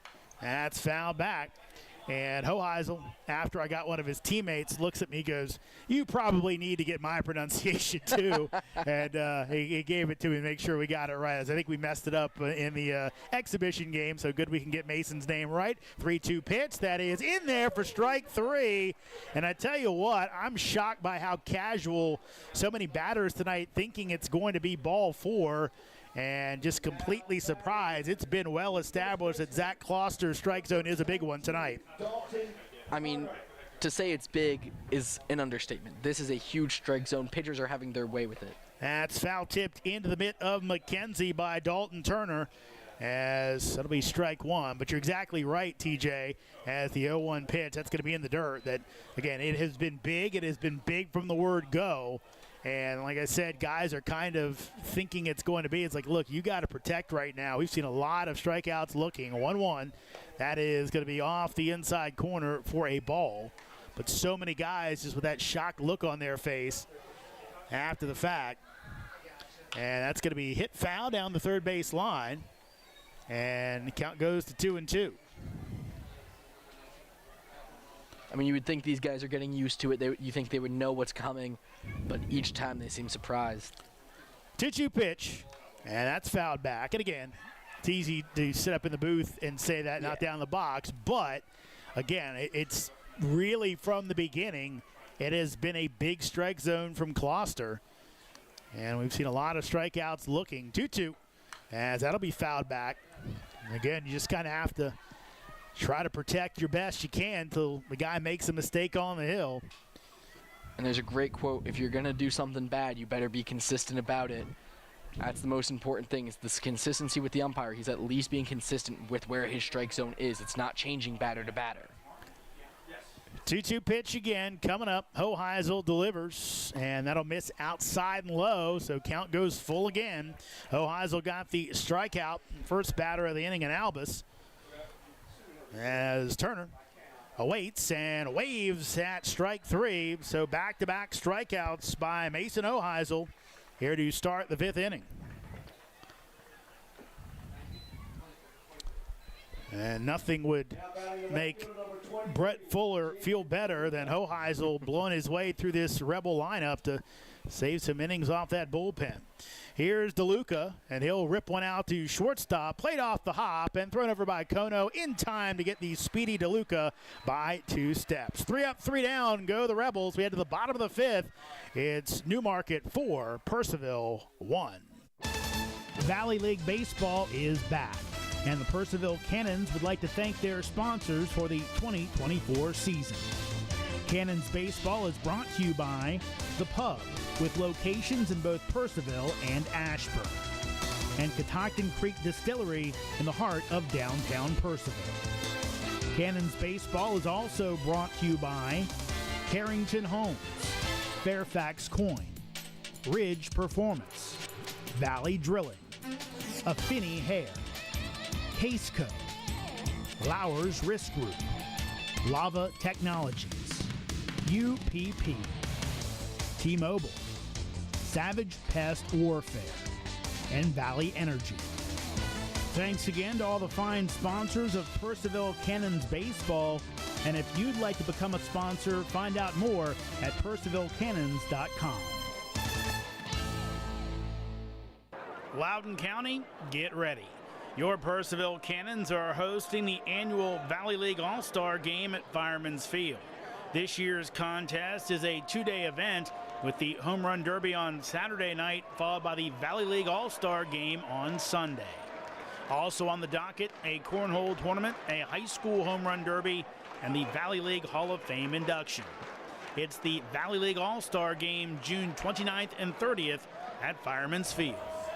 Florida, your catcher, number 42. Berzonski on for his 5th inning of work as Jacob McKenzie awaits. And here's the pitch, and that'll be fouled away. McKenzie out of the College of Central Florida, different from the University of Central Florida. Gets a little confusing. And see that a lot. I learned today. Here's the 0-1 pitch.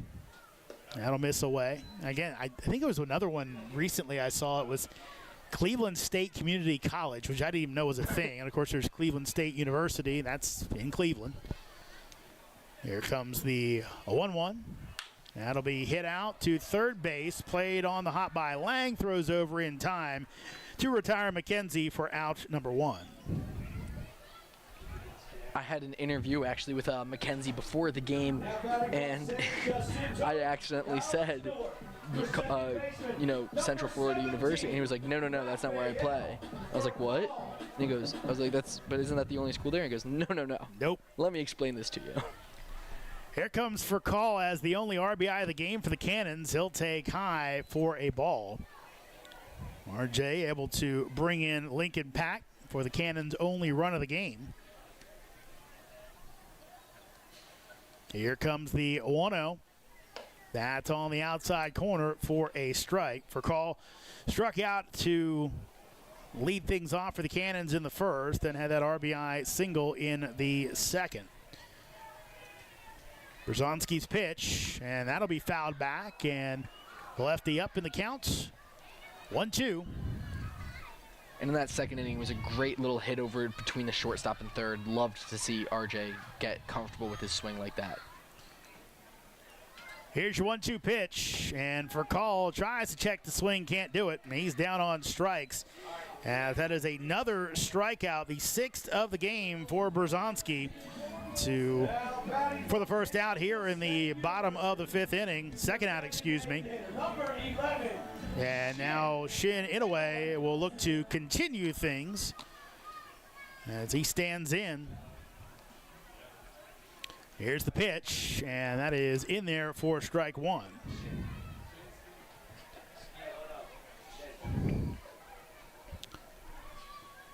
Here comes the 0-1 pitch. That is going to miss the outside corner. Count goes to 1-1. Inoue walked in the first, got to third base, but no farther, then grounded out to second in the second inning.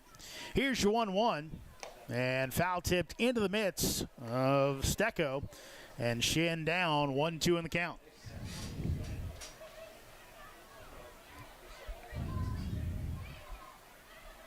Here's the pitch, and Shin swings through it. 7th strikeout of the game for Josh Brzonski. We played 5 in Purcellville. It's Newmarket 4, Purcellville 1.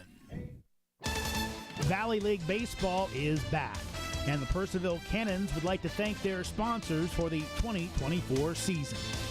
Cannons Baseball is brought to you by The Pub, with locations in both Purcellville and Ashburn, and Catoctin Creek Distillery in the heart of downtown Purcellville. Cannons Baseball is also brought to you by Carrington Homes, Fairfax Coin, Ridge Performance, Valley Drilling, Affinity Hair, Caseco, Lowers Risk Group, Lava Technologies, UPP, T-Mobile, Savage Pest Warfare, and Valley Energy. Thanks again to all the fine sponsors of Purcellville Cannons Baseball, and if you'd like to become a sponsor, find out more at purcellvillecannons.com. Loudoun County, get ready. Your Purcellville Cannons are hosting the annual Valley League All-Star Game at Fireman's Field. This year's contest is a 2-day event with the Home Run Derby on Saturday night, followed by the Valley League All-Star Game on Sunday. Also on the docket, a cornhole tournament, a high school home run derby, and the Valley League Hall of Fame induction. It's the Valley League All-Star Game June 29th and 30th at Fireman's Field. Welcome back to Purcellville. Cannons trailing 4-1 here in the top of the 6th inning. 8-9-1 for Newmarket. As Connor Lang at the plate, Hoheisel will pitch, and Lang tries to bunt it. Not happy with his attempt as it's fouled off. Hoheisel worked through a 1-2-3 inning in the bottom of the 5th. He delivers, and a wave by Lang for strike 2, and right now Mason's dealing.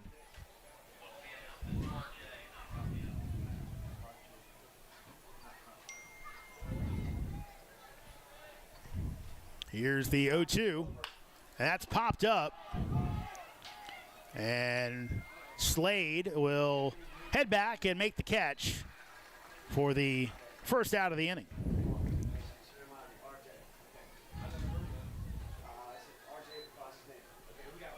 So popped out to third base, first out of the inning. Here comes Kevin Hager, shortstop tonight for the Rebels, as Hoheisel with a big bender had the knees buckling for Hager for strike 1. Hoheisel working fast, and that is in there for strike 2. Elsewhere in the Valley, Charlottesville routing Culpeper 8-0 in the 6th inning. Here's the 0-2. That's going to miss way outside. Front Royal up on Winchester 3-1. That one down at Bing Crosby Stadium in Front Royal. Yes, it's named after that Bing Crosby. 1-2, that's going to be roped past the shortstop Kono. Took a bit of a bad hop off the lip of the infield and through by Hager. So a man on base here in the top of the 6th for the Rebels.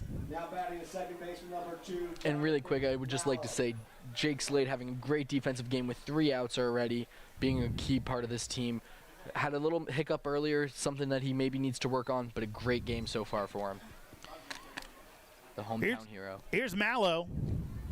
And the pitch will be high from Hoheisel for ball 1. This is the first base runner that Hoheisel has allowed, so have to work from the stretch. We'll see how he does as he delivers, and that's hit the other way. That's going to be trouble, and for a base hit. Pack's going to chase it down in the corner, coming around, flying around is Hager.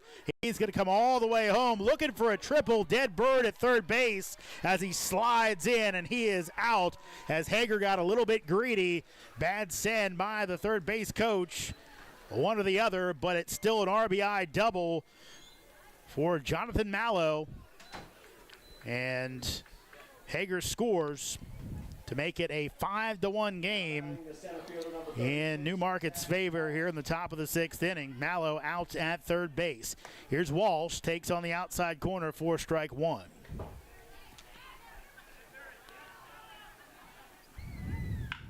And that's rocked out to left field. It's going to be over the head of Pack, and it will one hop off the wall.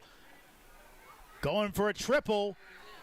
And he will be in there as Vercall had to double clutch it. He'll think discretion, the better part of valor, just runs it into the infield. So a pair of well-struck balls by the Rebels after Hoheisel had been controlling their lineup. And it'll be a triple for Zach Walsh. Number 17, Jake Henry Williams.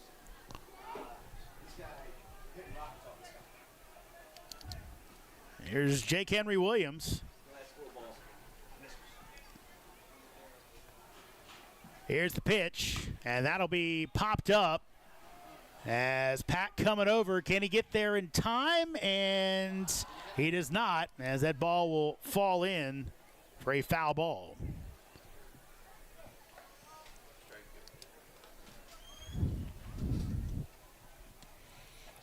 So Hoheisel, after really commanding that lineup last inning, Rebels zeroing in on something. Cannons do have some folks up in the pen. Looks like Will Ricketts might be throwing down there. Williams stands back in. Here's the pitch. That is going to be off the plate for a ball. Count goes to 1-1.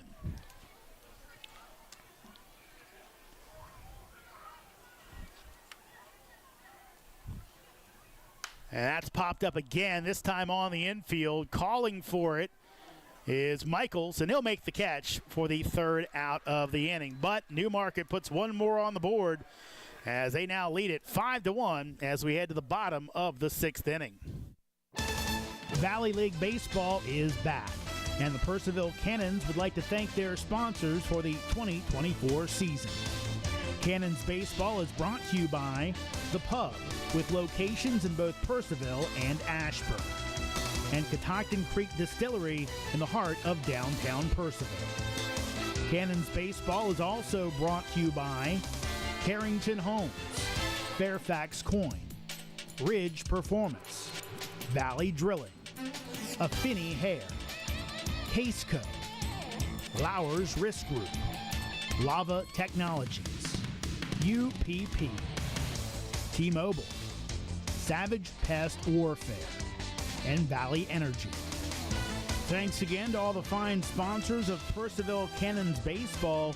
And if you'd like to become a sponsor, find out more at purcellvillecannons.com. Loudoun County, get ready. Your Purcellville Cannons are hosting the annual Valley League All-Star Game at Fireman's Field. This year's contest is a two-day event with the Home Run Derby on Saturday night, followed by the Valley League All-Star Game on Sunday. Also on the docket, a cornhole tournament, a high school home run derby, and the Valley League Hall of Fame induction. It's the Valley League All-Star Game June 29th and 30th at Fireman's Field. New pitcher on the hill for Newmarket. It's number 12, Kennedy Cooper, the 6'2", 170-pound sophomore out of East Georgia College, right-hander. Cooper, 2 appearances so far. Took the loss against Woodstock on opening night, allowed 3 runs in 1 inning, only 1 hit as he walked 2. Then against the Cannons was a much cleaner outing as he pitched 1 inning, allowed no runs, no hits, 1 walk, and 1 strikeout. So in line for the win will be Berzonski after 5 innings of 1-run, 5-hit ball, as it's on Cooper to try and keep the Cannons down with this 4-run lead. And just really props to Josh Berzonski, who had a phenomenal 5 innings. Here's the pitch by Cooper, and Slade will hit it to short, and a tough hop. It will eat up Hager and into left field. So Jake Slade, after a pair of strikeouts, no waiting around for Slade, he jumps on the first pitch, and that will be a base hit for Slade.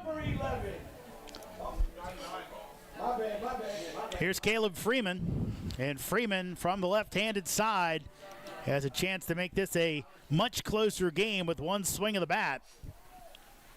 Has all kinds of power, and a lefty at Fireman's is always dangerous with power, as that's low for a ball. Auburn University, number 99, new right fielder, Caleb Freeman. Freeman came in hitting .214. 1 home run on the season, 1-0, as Freeman takes high and away for ball 2. Freeman with 3 hits, 2 runs on the season, 1 homer, 2 RBI, 5 walks for Freeman, only 3 strikeouts. Here's the pitch, and that's going to miss outside for ball 3. So right now Cooper is struggling.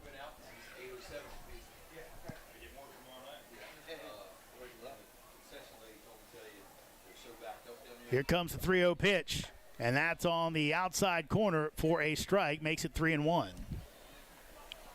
Kennedy Cooper has been struggling a little bit coming into the summer league, but he's looking like he's trying to turn things around here in this inning. Here's 3-1. That'll miss outside, so a 5-pitch walk to Caleb Freeman. And getting Berzonski out of the game has awakened the Cannon offense for now, as Stecco will head on out and talk to his pitcher. And now we'll have a meeting at the mound as well, as Brendan Abbott will come out and the entire infield will come in. They got some adjustments to make, apparently. Maybe they see something in our offense. Maybe they see something when Kennedy's pitching in these 7 pitches so far. I don't see anyone coming in from their bullpen. We do have a man pitching now for the Rebels. TJ's blocked, folks. I used to sit in that spot, so it's tough to see. But there is a man up in the pen. So it looks like it might be number 26, Sam Duvall. So we'll see after this quick break, can Cooper get himself together? Another lefty with power in Michaels, but another guy that It's a big strikeout threat. Came in with 5 on the season, has 1 tonight. Here's the pitch, shows bunt, pulls it back, and takes a ball. And a throw down to second base, back in safely is Slade.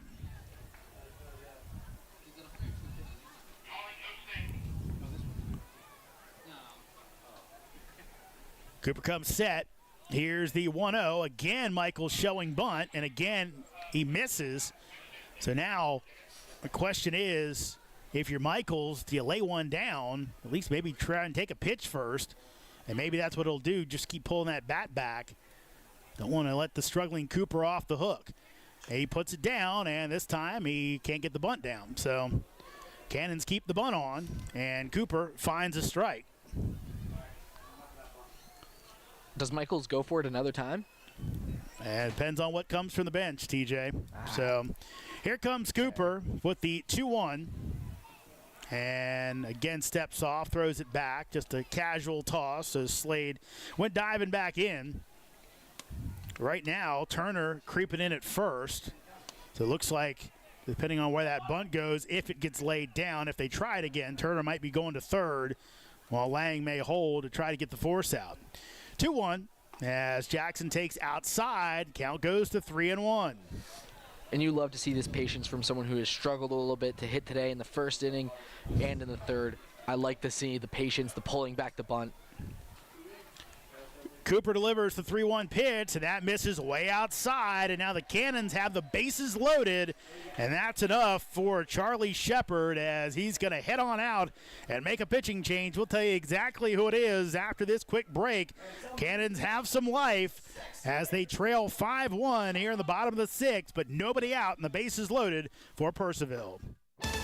Valley League Baseball is back, and the Purcellville Cannons would like to thank their sponsors for the 2024 season.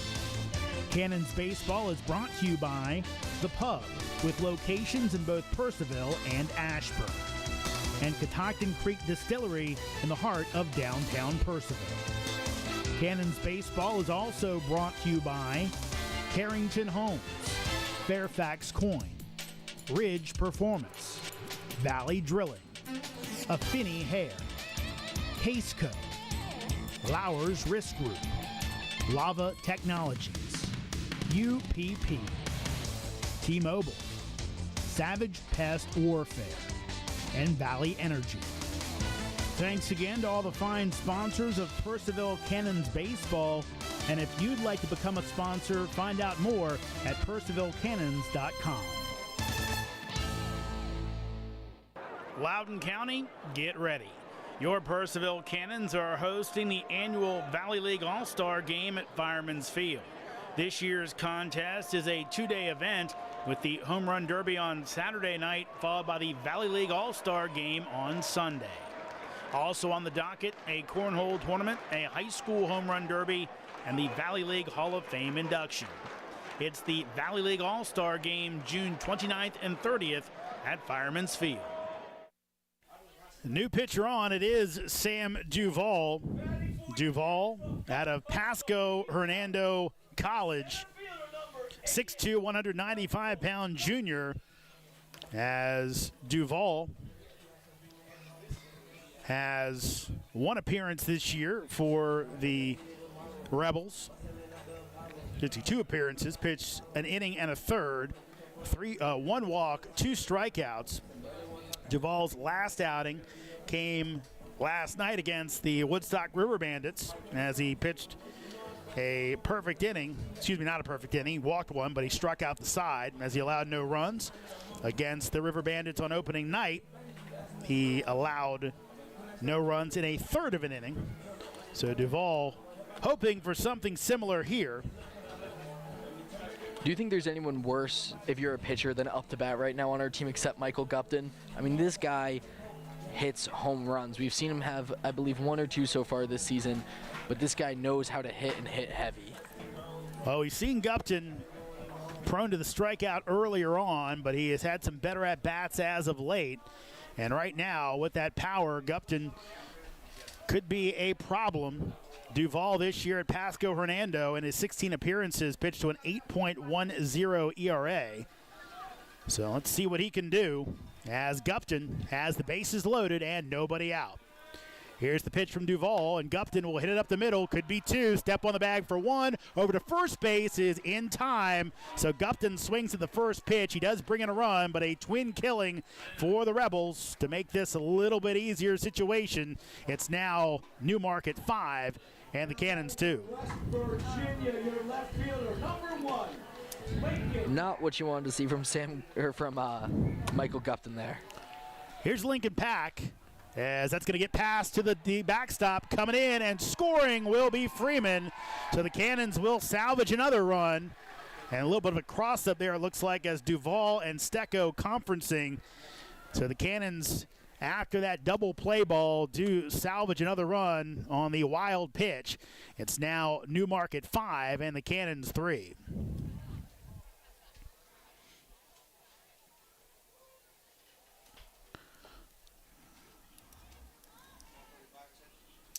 So Slade scored on the double play. Freeman, on the wild pitch. Here's the pitch to Pack. He'll pop it out to the right side. Turner giving chase. That'll get out of play just past the Cannons bullpen. A lot of times I feel like as a baseball fan, I don't expect some of these shorter guys to hit so well or hit so hard. And the Cannons are just a prime example of how that's not true, especially in Lincoln Pack. 1-1 count. Pitch coming in from Sam Duvall. Here it is. And Pack takes high for ball 2.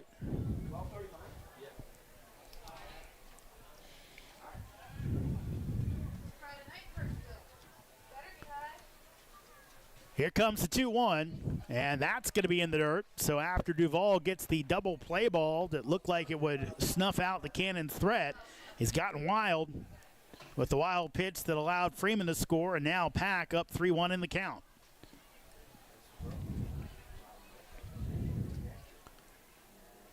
Here's the pitch, and that'll miss outside. So Lincoln Pack draws the 2-out walk, and the Cannons innings still alive as Skeet Kono coming to the plate. Now batting from Christian Brothers University, your shortstop number 2, Skeet Kono. Kono hits from the left-hand side, a strikeout and a ground out to first. Here's the pitch, and Ski takes the breaking ball in for strike 1. Jacob McKenzie on deck. Pack gets his lead off first. It's a healthy lead. 0-1, and Ski swings through that one. He's quickly down 0-2. Healthy lead against a right-handed pitcher since last time Josh Bernzami had got Michael Gupton there. Duvall takes his time, now delivers, and Kono goes down swinging for strike 3. But the Cannons put 2 on the board. We head to the top of the 7th. It's Newmarket 5, Purcellville 3. Valley League Baseball is back, and the Purcellville Cannons would like to thank their sponsors for the 2024 season.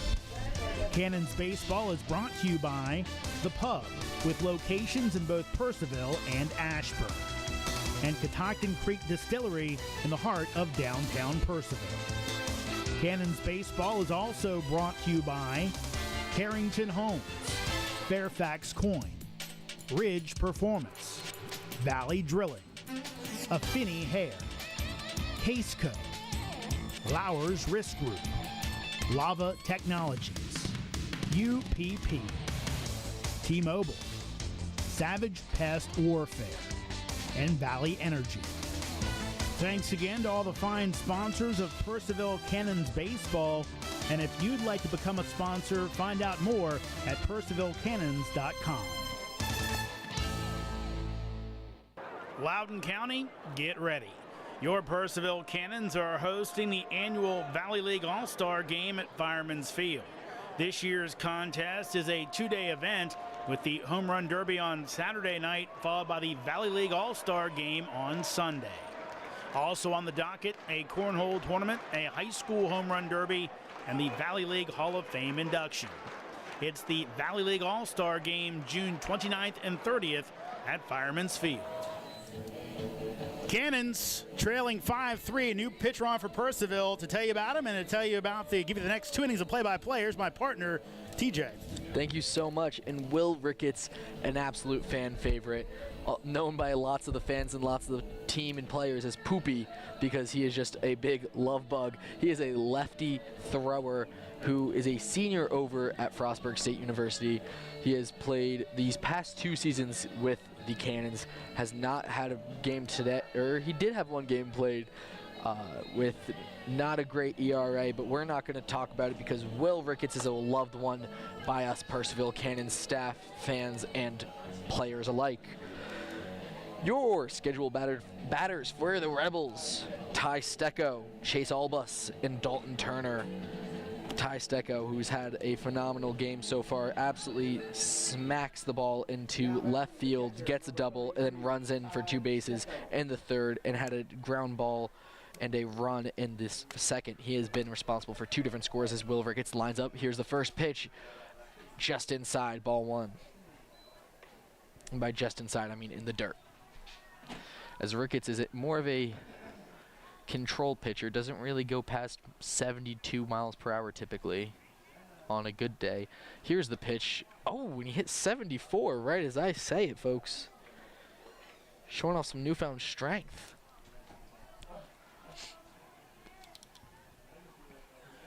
Gets the call. Here's the pitch. Cracked at the bat. And it's a flying jump ball catch by the one and only Ski Kono. An absolute great play from Ski Kono, who stands only, let's see how tall Kono is. Now batting the right fielder, number 15.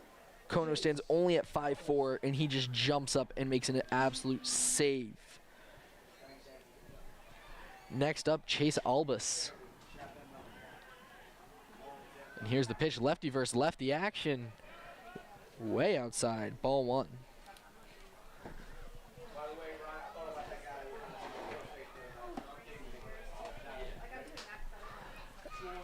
Here's the pitch from Ricketts, way outside again. There's a 2-0 count. Right fielder Chase Albus quickly up in the count. Having a great start of the game today. Ricketts gets his sign. Here's the pitch. Right down the middle at 76 miles an hour. Poopy, baby.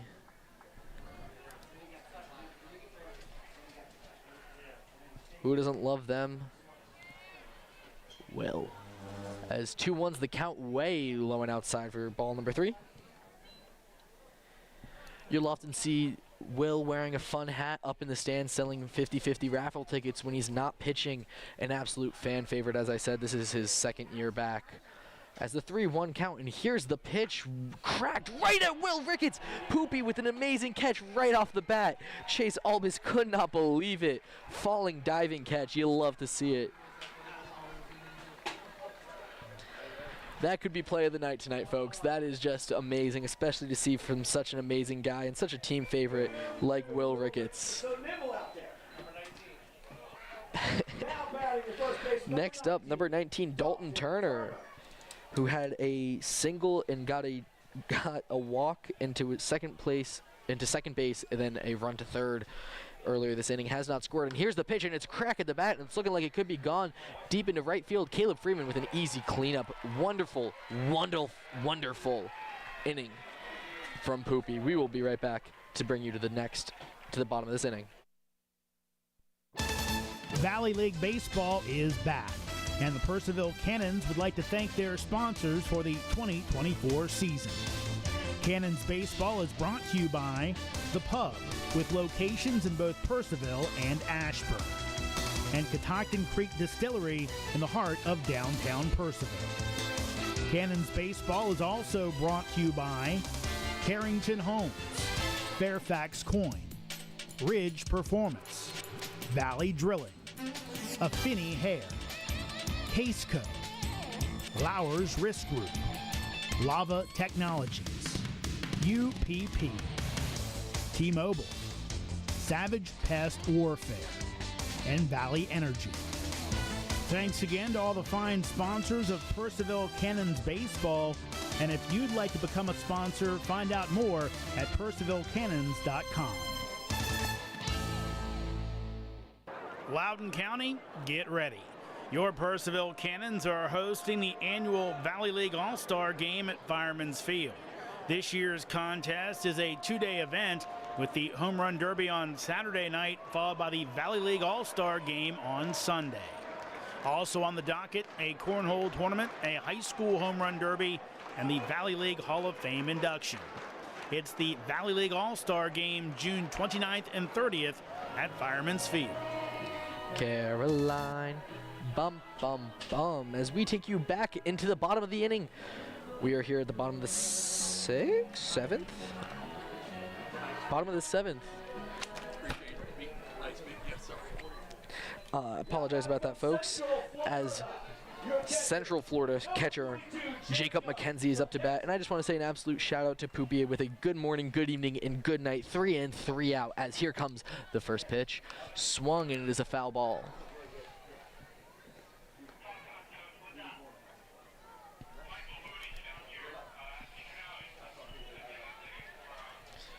Oh, 1 count. And here's the pitch. It's swung and it's way outside. Foul ball number 2. McKenzie with a single earlier this game got to second base with a little scribbler down into the shortstop, and then his second got out at first with a hit straight into third base. As the 0-2 pitch comes and it's way inside and on the ground. 1-2.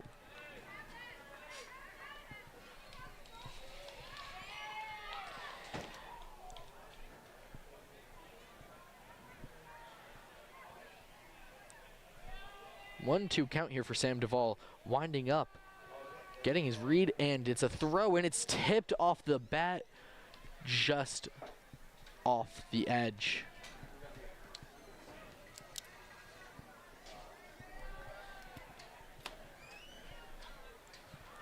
Keeping his at-bat alive. 1-2 count here for Jacob McKenzie. Sam Duvall looking to put some separation between the Cannons, who are losing 5-3.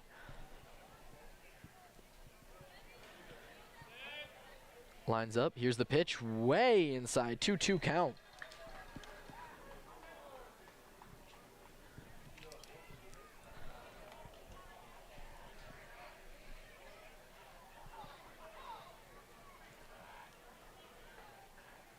As McKenzie, 2-2 count. Here's the pitch. Hit off of McKenzie's bat again to keep his at-bat alive. He is fighting for every appearance he's getting, as he knows he's fighting with some phenomenal catchers the Cannons have on this team, including Gavin Brolland, who has had an amazing season so far. But 2-2 pitch way inside. Great. Golly Scott. 3-2 count. Hearing fans yell, do one more to Sam Duvall, as Jacob McKenzie being very patient at the bat, swinging at good times, as here is the payoff pitch. Oh, and it's a crack at the bat, just bounces past the shortstop, goes into the outfield. It's going to be a single here for Jacob McKenzie, as Zach Walsh cleans it up just past Jonathan Marlowe from second base. An absolute crack at the bat. Number 17. Up next, RJ Furcall, one of the few men to bring in a hitter today, and that was in the second inning, folks. After that, he struck out. This is his third at-bat. Let's see if he can go 2 for 4 on the day. I'd love to see RJ Furcall on base, as his speed makes him a dangerous threat. As he shows bunt, gets a strike as Strecco throws to Turner to try to keep McKenzie humble and safe. McKenzie back at first with plenty of time to spare. As 0-1 count, here's the pitch, way inside. Wild pitch goes down to the backstop as McKenzie's going to jog over to second base.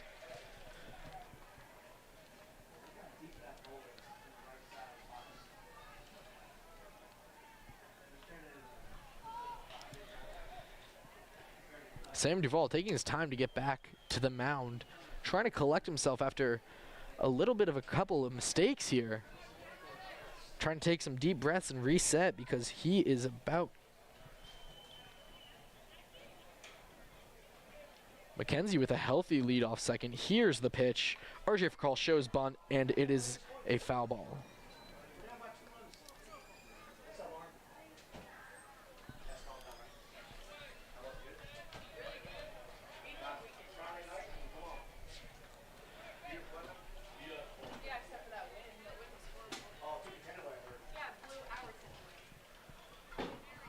RJ for call having a quick discussion with the dugout. McKenzie taking a healthy lead off second for call. Has his stance ready. Here's the pitch inside. McKenzie's going to jog over to steal third base as well. Off the backstop, RJ for call now with a 2-2 count. Another wild pitch.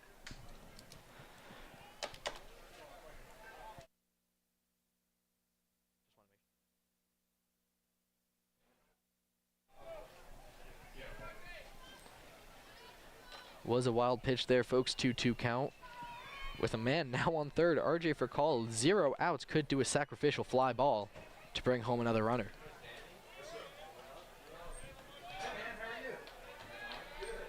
Here's the pitch. Here it is, and there's the ball out to left field, and he's going to get to first. Not a sacrificial ball at all.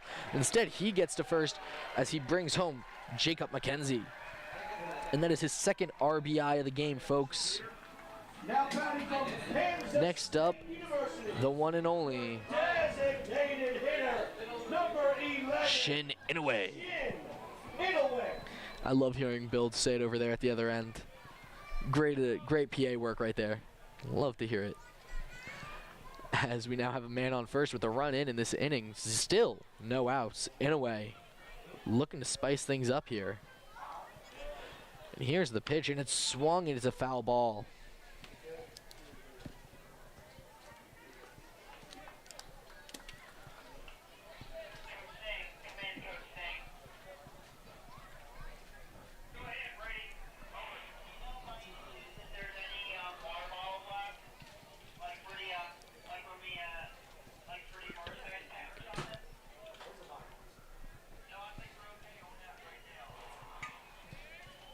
And there's the pitch, and it's another foul ball.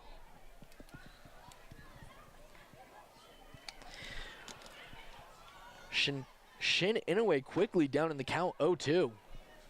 RJ for call. Staying relatively close to first. Rather surprising for a guy his speed, but here's the pitch, and there's the ball.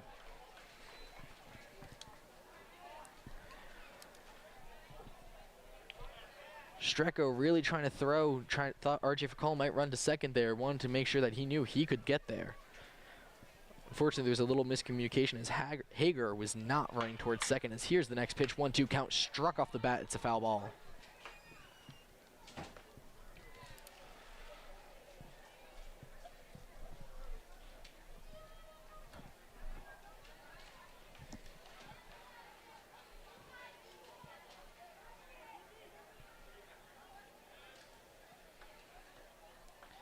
One-two count here, folks. RJ for call at first. No outs, and here's the pitch way high.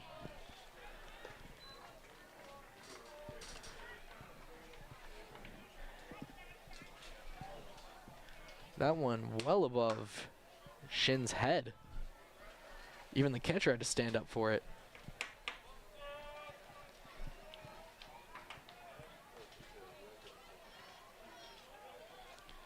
Here it is, folks. RJ for call running to second, but it's a fly ball, falls into the shortstop, and it's a quick double play because RJ for call did not realize it was not going deep enough.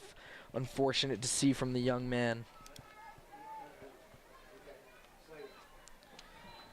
Now batting from Virginia Tech and Loudoun Valley High School, your third baseman, number 43. Now Jake Slade, the hometown hero here, folks. Went to Purcellville High School, freshman at Virginia Tech, a true Virginia boy. Love to see him, folks. as he comes ready. Here's the first pitch, way inside for Slade. Slade, who had scored earlier today and also had a great deep hit into the left field, as here's the second pitch. Cracked at the bat, and it looks like it could be going deep, folks. Looks like there was a miscommunication out in the outfield. Slade running for two. DeLuca just lost it in the lights, folks. Him and Zach Walsh had a little miscommunication there, and it's lost in the lights. A foul ball, a deep fly ball into left field, and Slade gets a double there. You love to see it. Would have been an easy fly ball catch, but instead, just a little lost in the lights. No one know where it went. Now, next up, Caleb Freeman. Another fan favorite for this year, as he has been a little bit of a utility player, playing DH, first base, right field, left field, and pinch hitting this year, and designated hitter. He's just a guy who can do it all from Auburn.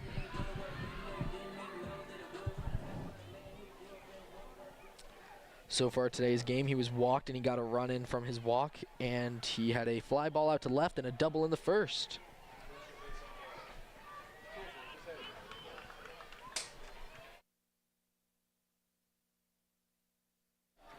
They choose to walk Caleb Freeman to face Michaels up instead, but now there's a new batter coming up, and I'm here to tell you all about him right after this break. Valley League Baseball is back, and the Purcellville Cannons would like to thank their sponsors for the 2024 season. Cannons Baseball is brought to you by The Pub, with locations in both Purcellville and Ashburn, and Catoctin Creek Distillery in the heart of downtown Purcellville. Cannons Baseball is also brought to you by Carrington Homes, Fairfax Coin, Ridge Performance, Valley Drilling, Affinity Hair, Caseco, Lowers Risk Group, Lava Technologies, UPP, T-Mobile, Savage Pest Warfare, and Valley Energy. Thanks again to all the fine sponsors of Purcellville Cannons Baseball, and if you'd like to become a sponsor, find out more at purcellvillecannons.com. Loudoun County, get ready. Your Purcellville Cannons are hosting the annual Valley League All-Star Game at Fireman's Field. This year's contest is a two-day event with the Home Run Derby on Saturday night, followed by the Valley League All-Star Game on Sunday. Also on the docket, a cornhole tournament, a high school home run derby, and the Valley League Hall of Fame induction. It's the Valley League All-Star Game June 29th and 30th at Fireman's Field. Welcome back to Fireman's Field, folks, home of your Purcellville Cannons, where they trail just one to the Rebels, 5-4, as the Rebels bring in a new pitcher, Garrett Wright from Augusta State University. He is a 6'2 sophomore, 170 pounds. He played against the Express earlier this year, just one inning pitched, but with only one hit, with an ERA of 0 and a whip of 1. Let's see what he can do in this inning, as he is still an untested kind of player, only faced 4 batters and allowed 1 hit. Freeman, if you don't remember, was walked in this last, so now it is brand new. Oh, and that's not Michael's number 55 pinch hitter. Number 55. Number 55, Gavin Braylon. Gavin Braylon coming in. Typically a catcher, Braylon, but coming in as a pinch hitter, they must want his 400 average to play this game, and he is swinging hard at that first pitch. Yeah, right now, Brett Fuller sees the opportunity to tie this one up with a good hitter. So let's see what he can do. Decides to bring in the one who's hitting best on the team. As we come and see the next pitch, swung again, quickly down 0-2 in the count.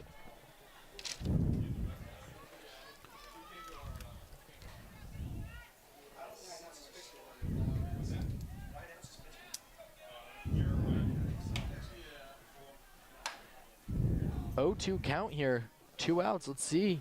Can Gavin Brayland clean it up? Here's the pitch, and here's the swing. Strikeout swinging for Gavin Brayland.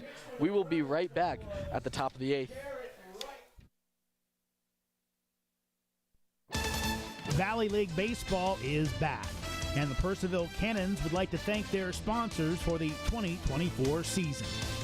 Cannons Baseball is brought to you by The Pub, with locations in both Purcellville and Ashburn, and Catoctin Creek Distillery in the heart of downtown Purcellville. Cannons Baseball is also brought to you by Carrington Homes, Fairfax Coin, Ridge Performance, Valley Drilling, Affinity Hair, Caseco, Lowers Risk Group, Lava Technologies, UPP, T-Mobile, Savage Pest Warfare, and Valley Energy.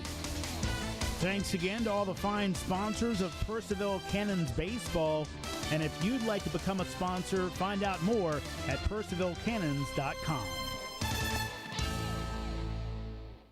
Loudoun County, get ready. Your Purcellville Cannons are hosting the annual Valley League All-Star Game at Fireman's Field.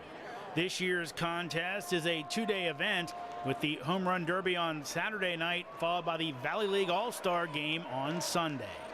Also on the docket, a cornhole tournament, a high school home run derby, and the Valley League Hall of Fame induction. It's the Valley League All-Star Game June 29th and 30th at Fireman's Field. Welcome back to Fireman's Field, home of your Purcellville Cannons, where the Cannons trail just 5-4. A new pitcher here for the Cannons, a familiar face, Charlie Krebs from Marshall University, also from Woodgrove, going up against batters. Jaden DeLuca, Connor Lang, and Kevin Hagner are his slotted batters here.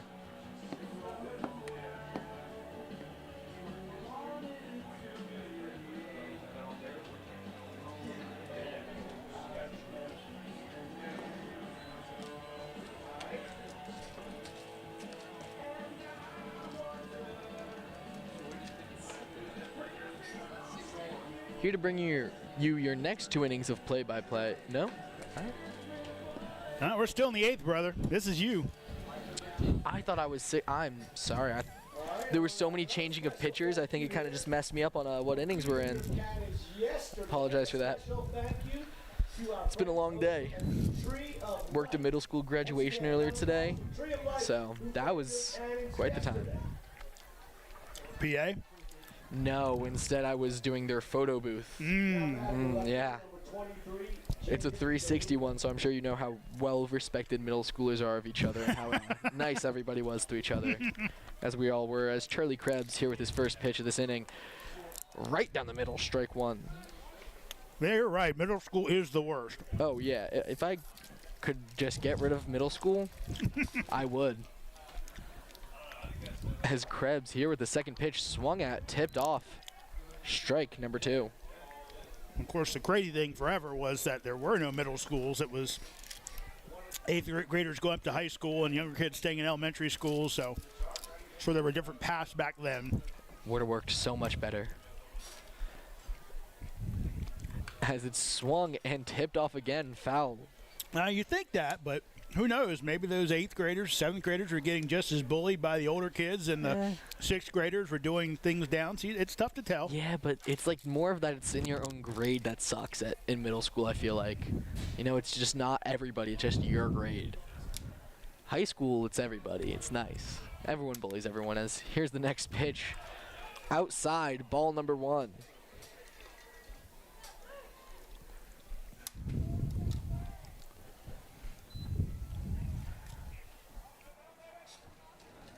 Here's the pitch. Swung, going over to the first base. Says it's a strike. That means it is a strikeout for the Cannons. Charlie Krebs, first of the day. I didn't think DeLuca went all the way around, but the important part for the Cannons, TJ, is Jim Clayton thought so. I was going to say, it doesn't matter what me and you think sitting up here. What matters is that Jim Clayton made the call, and he made, in my eyes, the perfect call. I mean, as there's the first pitch swung at. Truly a perfect call there by Jim Clayton. He obviously sees something we can't. Genius out there as he's making a good call for the Cannons there. As here comes the next pitch, swung at again, strike number 2.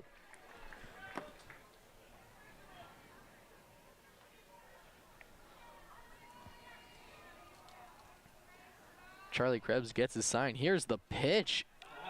And it is a strikeout, 3 in, 3 out. Good morning, good evening, and good night from Charlie Krebs. Oh, that's the second, not 3. It was more. It was about the 3 pitches. That's what I'm gonna say. There we go. That works too. It all works when you're. Oh, and it was a hit by pitch. Charlie Krebs just seemed like he lost a little control on it there. Puts Kevin Hager on first. And Krebs, who was cruising for 2 batters, loses it. Now we've seen the top of that order have some big hits. Mallow and Walsh. And so right now, if you're Charlie, you'd love to shut this down and give the Cannons 2 shots at maybe trying to get back that 1-run deficit. Absolutely, and here's the pitch. Framing not just quite perfect as it is ball number 1.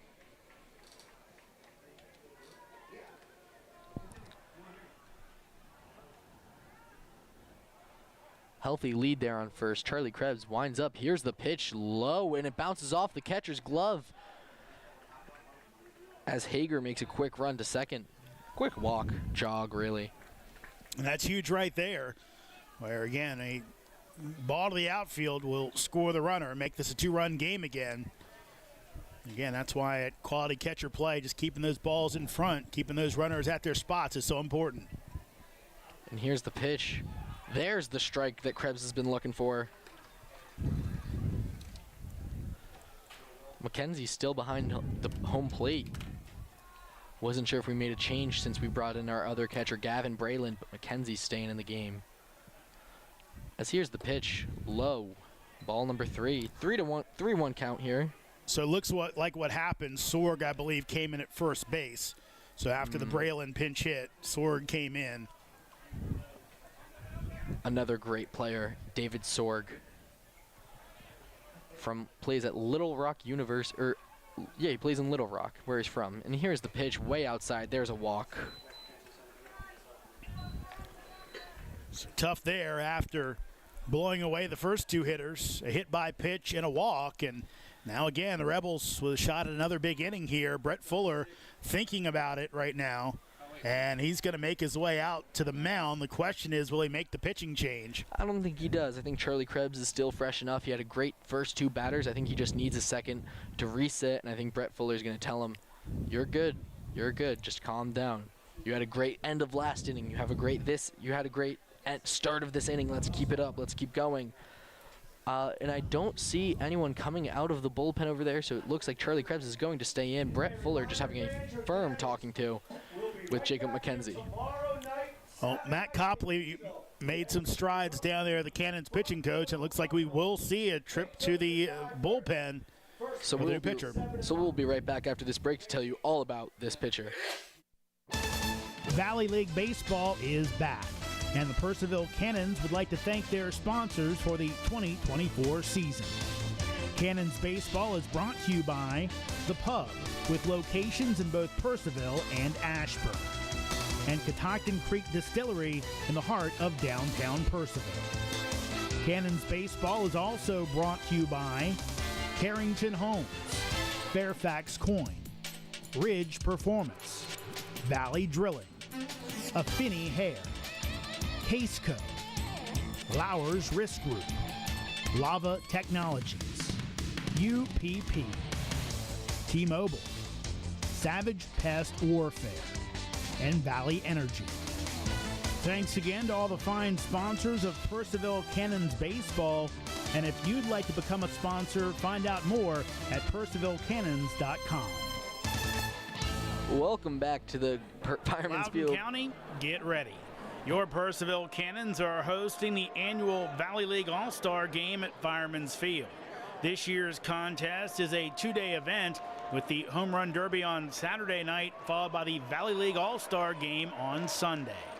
Also on the docket, a cornhole tournament, a high school home run derby, and the Valley League Hall of Fame induction. It's the Valley League All-Star Game, June 29th and 30th at Fireman's Field.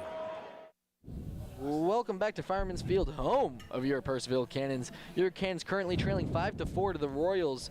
New pitcher in Nick Gravel here to tell you all about it. Me.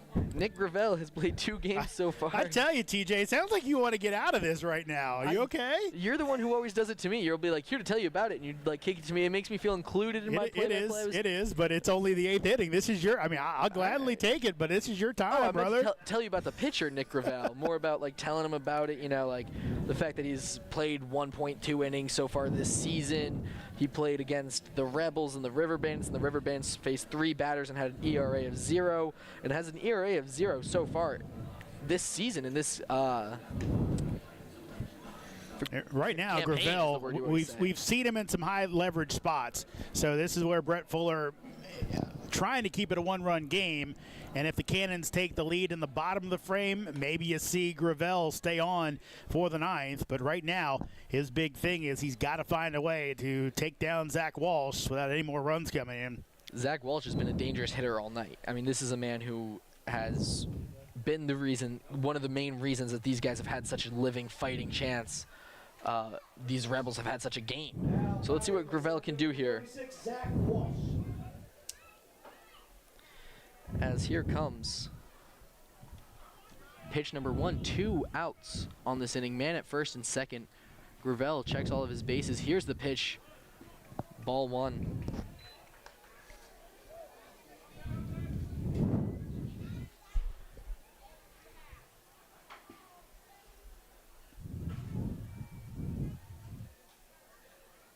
Calls a timeout. Has a quick talk with the ump. Wants to check the ball, check the glove. Oh, he had a wristband on, I believe. Had to put it in his back pocket.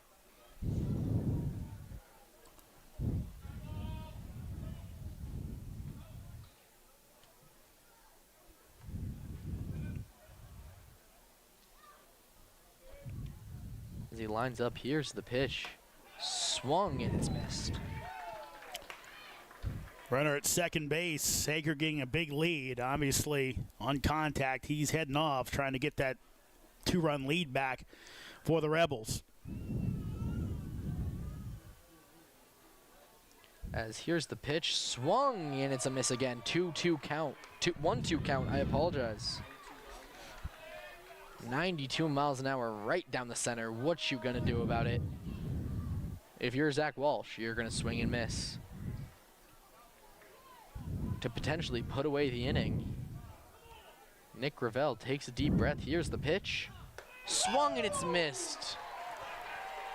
Gravel comes in and saves everybody again. And we will be right back at the top of the next inning.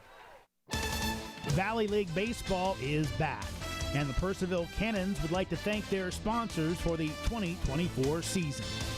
Cannons Baseball is brought to you by The Pub, with locations in both Purcellville and Ashburn, and Catoctin Creek Distillery in the heart of downtown Purcellville. Cannons Baseball is also brought to you by Carrington Homes, Fairfax Coin, Ridge Performance, Valley Drilling, Affinity Hair, Caseco, Lowers Risk Group, Lava Technologies, UPP, T-Mobile, Savage Pest Warfare, and Valley Energy. Thanks again to all the fine sponsors of Purcellville Cannons Baseball. And if you'd like to become a sponsor, find out more at PurcellvilleCannons.com. Loudoun County, get ready. Your Purcellville Cannons are hosting the annual Valley League All-Star Game at Fireman's Field. This year's contest is a 2-day event with the Home Run Derby on Saturday night, followed by the Valley League All-Star Game on Sunday. Also on the docket, a cornhole tournament, a high school home run derby, and the Valley League Hall of Fame induction. It's the Valley League All-Star Game, June 29th and 30th at Fireman's Field. Welcome back to Fireman's Field, folks, home of your Purcellville Cannons, where the Cannons are trailing 5-4 at the At the top of the 7th. Bottom of the 8th. Bottom of the 8th, okay. Yeah, I can't read that far out. As we get a new pitcher, Jake Henry Williams was the DH in the beginning of this game, now coming in to pitch, having to face a rough part of our lineup as he goes Gupton, Pack, Kono. So he's obviously warm. Thinking is that they'll lose the DH. Now they've got a lot of guys on the bench they can pinch hit if they need to, if he's not effective as they would like. But that's the spot here, is that Jake Henry Williams goes from DH to the pitcher here, and it'll be against the bottom half of the Cannons lineup. Jake Henry Williams, standing at 6'1", 220 pounds, out of Arkansas State University, has played pitching just 2 games so far this season, playing 2 innings with an ERA of 0 as Michael Gupton steps up to bat. Taking a look around, kind of taking it all in here for Gupton.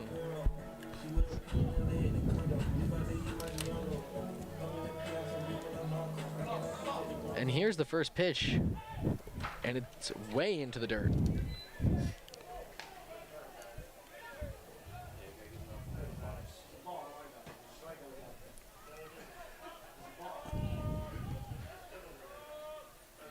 Gupton takes the strike.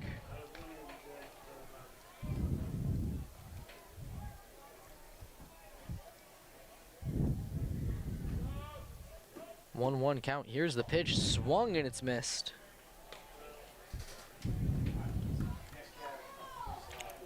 Jake Henry Williams, real two-way player for the Arkansas State team, TJ. As 1-2, here's the pitch. Swung, and it's looking like it could be a fly ball into the outfield. Center fielder looking to make the play, and he does. Zach Walsh with the cleanup. The lights didn't blind him there. Talked about it, TJ. As a hitter, 30 games for Jake Henry Williams, only had 14 at-bats. So, again, that's inflated with his pitching appearances. So, probably more like 9 appearances as a hitter, 21 appearances as a pitcher this year. As Lincoln Pack steps up to the plate, here's the pitch, swung, and it's missed. And really, TJ, in 2023, a little bit the opposite. 5 pitching appearances, 23 games as total, so more games as an outfielder. As 0-1 count, here's the pitch, swung again, and it's missed. And you'll see that. I saw that calling some Georgetown games this year. Guys they brought in maybe as two-way guys, got transitioned more to pitchers. 0-2 count, here's the pitch, way outside, ball number 1. And Arkansas State in the Sun Belt, kind of all hands on deck. It's a really good program. It's a really good conference, as you well know. I unfortunately do, as here's the pitch, way high, ball number 2. I say unfortunately in the sense that there are so many other good teams in that conference that it used to be a cakewalk at what felt like for Coastal sometimes. Now, not so much. 2-2 count. Here's Lincoln Pack. Here's the pitch. Check swing, and it is a strikeout right over the middle. Struck out looking. As the one and only Ski Kono steps up to bat. Now batting from Christian Brothers. Changed his walk-up song to Ski by YSL because it said it matched his name when I asked why. He was like, it's my name. I want to hear them say it. I want to hear the coolest rappers in the world say my name. So here's a question. Do we see Kono lay one down? As looks like Lang's kind of back. He's talking to Ridge Fuller. Maybe not paying attention where he should be. Let's see if Ski puts one down. Here's the pitch. Swung. Ball number 1. Strike number 1. Sorry. Foul ball.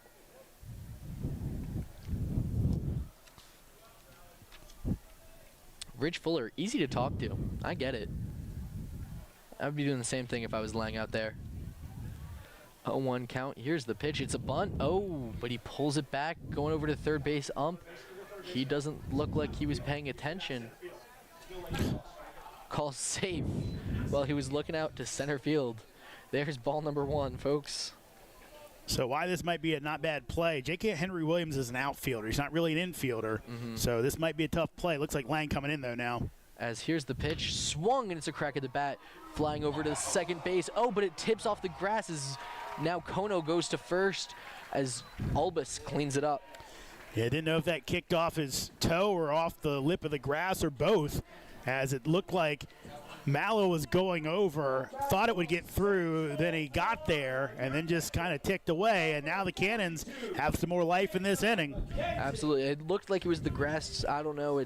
I know there's a little elevation there, and a lot of the players have been saying they need to water this field, so it could have been that the dry field had a little kick to it. But let's see what Jacob McKenzie can do here, as it is way high in the strike zone.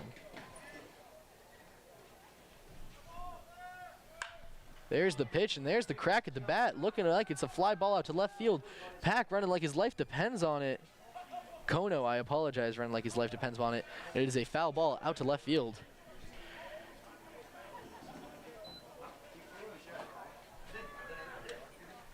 Kono, in that short amount of time, was already at third base, rounding to home. As it's an 0-2 count here. Here's the pitch, swung, and it's another foul ball.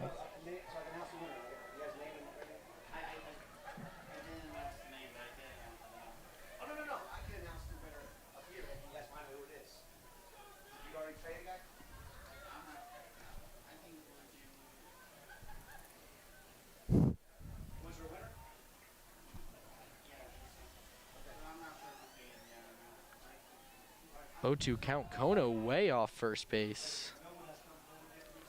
Pitcher takes a second to collect himself.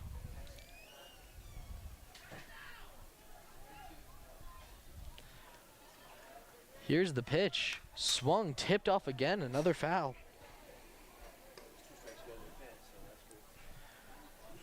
McKenzie today seems to be the king of foul balls.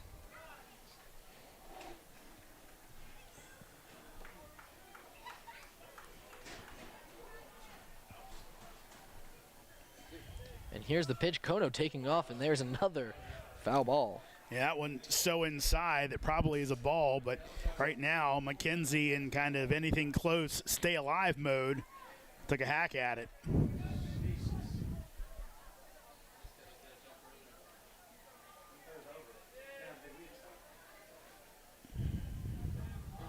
As he tries to pick off Kono, he is out at first. Kono arguing with the ump. The ump doesn't want to hear it. That is the end of the 8th. Cannons 4, Rebels 5. We'll be right back after this break. Valley League Baseball is back, and the Purcellville Cannons would like to thank their sponsors for the 2024 season. Cannons Baseball is brought to you by The Pub, with locations in both Purcellville and Ashburn, and Catoctin Creek Distillery in the heart of downtown Purcellville. Cannons Baseball is also brought to you by Carrington Homes, Fairfax Coin, Ridge Performance, Valley Drilling, Affinity Hair, Caseco, Lowers Risk Group, Lava Technologies, UPP, T-Mobile, Savage Pest Warfare, and Valley Energy. Thanks again to all the fine sponsors of Purcellville Cannons Baseball. And if you'd like to become a sponsor, find out more at purcellvillecannons.com. Loudoun County, get ready. Your Purcellville Cannons are hosting the annual Valley League All-Star Game at Fireman's Field. This year's contest is a 2-day event with the Home Run Derby on Saturday night, followed by the Valley League All-Star Game on Sunday. Also on the docket, a cornhole tournament, a high school home run derby, and the Valley League Hall of Fame induction. It's the Valley League All-Star Game June 29th and 30th at Fireman's Field. Welcome to Fireman's Field, folks, home of your Purcellville Cannons. The Cannons trail 4-5 against the Rebels, here to take you to potentially not the last inning of baseball. My partner, Jeremy Huber. Thank you much, TJ, as the Cannons trailing 5-4 against this Rebel team, as it's Williams, Stecco, and Albus, the 3, 4, and 5 hitters. So meat of the lineup. Jake Henry Williams came on, went from DH to the pitcher, so he will hit for himself as he's a good hitter. And Gravel will stay on after getting the final out of the 8th inning to get the Cannons out of that jam. Here's Nick's pitch as it is weakly swung at, and it is a strike on appeal to Jim Clayton down at first base.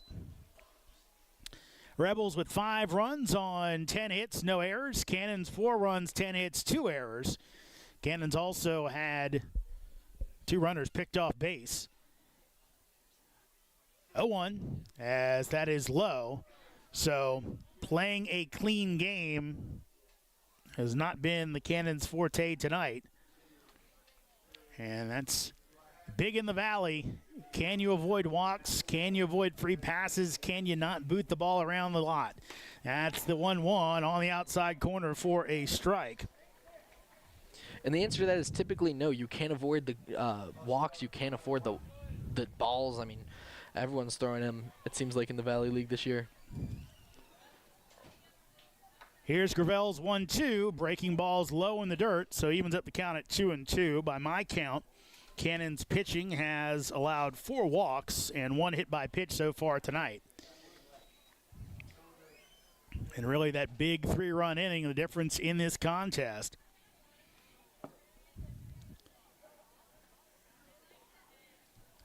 Gravel delivers. That'll be fouled off the foot of Jake Henry Williams. I only have 3 walks and a hit by pitch.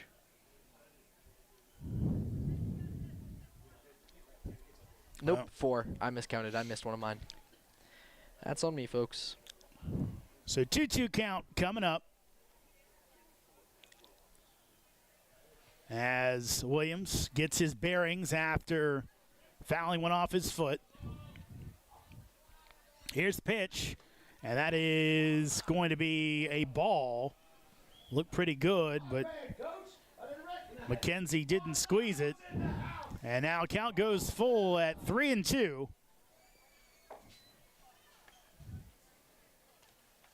Cannons trailing by 1, trying to avoid their second loss of the season to Newmarket. Payoff pitch, and that's high for ball 4. So another walk allowed by Cannons pitching as Williams starts it off here in the 9th inning with a base on balls. Here comes Ty Stecco, tonight's catcher. Stecco so far tonight, a walk, a double, a pop out, and a line out on a nice play by Mitsuki Kono. Here's the pitch, and swings it one up the ladder for strike 1. Still a pretty solid crowd here tonight as we've gone past the 2.5-hour mark. Despite all the pitching changes for the Cannons, game's gone pretty quickly as that's fouled away. Of course, story of this one for the Cannons is R.J. Watanabe hit in the head with a comebacker. Luckily, R.J. kind of turned his head to the side, kind of caught him in the back right or left. Didn't get him square. Valley flush. League baseball. As that is in there, and strike 3 looking as Stecco looks to the sky, puffs out the cheeks, still can't believe it as he goes down looking. That is the second strikeout for Gravel, and 1 out here in the top of the 9th. Now batting the right fielder, number 15, Chase Albus. Here's Chase Albus.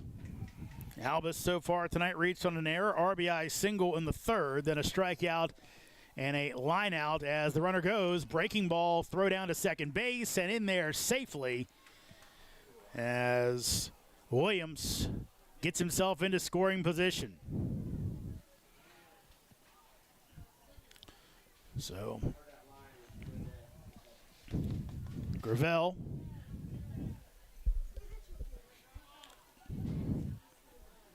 checks the runner and delivers. That's low for ball 2. Gravel came into a really tough situation there at the bottom of the 8th, or top of the 8th, looking to make a change, and so far has just kept walking people, throwing a lot of balls. Let's see what if he can pick it up and get strikes. 2-0 pitch. That's low, and now the count goes to 3-0. Of course, 3 batters faced, 2 strikeouts and a walk for Gravel so far, but on the verge of a second walk here. And this one be dangerous. Again, if you're the Cannons, you'd love to hold this at a one-run game. Here's the 3-0. Right down the heart of the plate for strike one. Beautiful. Cannons will bring McKenzie, number 9 hitter, and then for Call and Inouye to the plate in the bottom of the 9th. 3-1. That misses outside, so 2 walks in the inning for Gravel. And runners at first and second as Dalton Turner comes to the plate. And Brett Fuller will take a trip to the mound. And looks like he will bring in another reliever, trying to keep this at 1 run. As he makes the call to the bullpen, we'll tell you who it is after this. 5-4, Rebels up in the Cannons. 2 men on with 1 out here in the top of the 9th inning. Valley League Baseball is back, and the Purcellville Cannons would like to thank their sponsors for the 2024 season. Cannons Baseball is brought to you by The Pub, with locations in both Purcellville and Ashburn, and Catoctin Creek Distillery in the heart of downtown Purcellville. Cannons Baseball is also brought to you by Harrington Homes, Fairfax Coin, Ridge Performance, Valley Drilling, Affinity Hair, Caseco, Lowers Risk Group, Lava Technologies, UPP, T-Mobile, Savage Pest Warfare, and Valley Energy. Thanks again to all the fine sponsors of Purcellville Cannons Baseball. And if you'd like to become a sponsor, find out more at purcellvillecannons.com. Loudoun County, get ready. Your Purcellville Cannons are hosting the annual Valley League All-Star Game at Fireman's Field. This year's contest is a 2-day event with the Home Run Derby on Saturday night, followed by the Valley League All-Star Game on Sunday. Also on the docket, a cornhole tournament, a high school home run derby, and the Valley League Hall of Fame induction.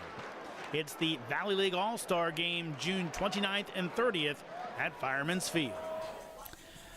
New pitcher on the hill for the Cannons, it's Bauer Burkhart, the right-hander out of Marshall, also a local product out of Leesburg, Virginia, pitched at Tuscarora High School. Burkhart has made 3 appearances for the Cannons, got the win in the season opener against Winchester. Every one of his appearances so far, he has not allowed a run in 1 inning of work. Possible that he could not allow a run here, but really hurt the Cannons' chances as he has 2 inherited runners on the season. Burkhart with a 0.00 ERA. Again, in those 3 appearances, 3 innings, 2 hits allowed, 4 strikeouts, no walks. Given that 1-0 record, also has a save and has allowed a double. Burkhart for Marshall this year in his work there in Huntington. Burkhart, 5 appearances, no starts, pitched to a 16.62 ERA in just 4 1/3 innings. So Burkhart will go to work here on Dalton Turner, the junior out of Holy Child, Division II player. And Turner looking for a base hit here to give the Rebels at least a 2-run lead. Burkhart comes set and delivers. Runner goes and throw down to second base. Tag is applied, and they're going to say save as Furcall looked like he put the tag on. The only question up here looked like he might have dropped the ball, but instead, and now the umpire is going to come conference this in and went double steal. And no, as Dwight Godwin going to come talk to Brett Fuller. And it appeared the front man, Williams, got a really good jump as McKenzie kind of bobbled, knew he didn't have a play at third, instead went to second to try and get the trail runner Albus, and looked like he got him, but Dwight Godwin said no. And now the Cannons bring the infield in, trying to cut off that run at home plate. Here's the pitch, and that is going to be inside. So the count goes to 2-0. On deck is DeLuca. as Burkhart delivers, and that's high inside. So now you wonder if the Cannons are going to keep attacking. Thought maybe they would go intentional walk to set up the double play possibly to end the inning. But Burkhart delivers, and that is in there for a strike. I'm just still in shock that that wasn't out with RJ for call at second. From here, to me, it looked like it was out. Obviously, the umps have a 3-1 pitch and a check swing, but in for a strike anyway. So Burkhart rallies back, and strikeout here would be huge for the Cannons' chances. Could put the infield back. 3-2 count, 1 out. Runners at second and third for the Rebels. They lead by 1. That is inside, just missed as Burkhart purses his lips. The third walk of the inning for the Cannons, and now the bases are loaded with 1 out, but Brett Fuller chooses, and he's going to pull his middle infield back, but not double play depth. And now maybe not. Looks like they still, actually, no, they're going to put Kono and for call about halfway. Corner's still in, trying to get the out at home. Pitch is going to be high to DeLuca for ball 1.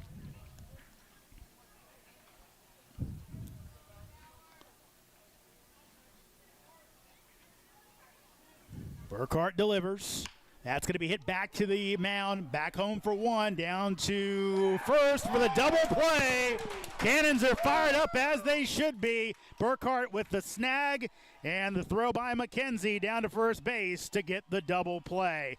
They keep it as a 1-run game. We head to the bottom of the 9th. Cannons trailing by 1 against the Newmarket Rebels. We'll see you for the bottom of the 9th. Valley League Baseball is back, and the Purcellville Cannons would like to thank their sponsors for the 2024 season.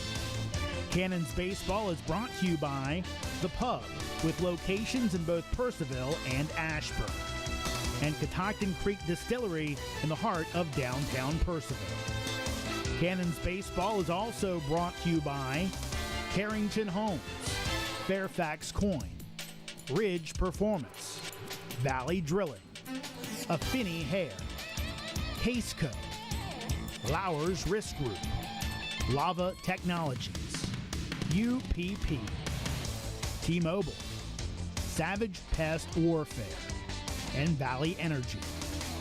Thanks again to all the fine sponsors of Purcellville Cannons Baseball, and if you'd like to become a sponsor, find out more at purcellvillecannons.com. Loudoun County, get ready. Your Purcellville Cannons are hosting the annual Valley League All-Star Game at Fireman's Field. This year's contest is a 2-day event with the Home Run Derby on Saturday night, followed by the Valley League All-Star Game on Sunday. Also on the docket, a cornhole tournament, a high school home run derby, and the Valley League Hall of Fame induction. It's the Valley League All-Star Game June 29th and 30th at Fireman's Field. Bottom of the 9th, Cannons trailing by 1, 5-4, as Jake Henry Williams will remain on the mound. Jacob McKenzie back at the plate. Here's the pitch, and McKenzie takes one that gets through to the backstop. McKenzie was at the plate when Skeet Kono was picked off first base to end the bottom of the 8th inning. So he will be back at the dish. Williams delivers, and that's ripped down the line, but foul. Almost takes out third base coach Ridge Fuller. That happened twice last year, I heard. Ridge Fuller got knocked out on a fly ball to third. He claims he got right up both times. I don't know if I believe him.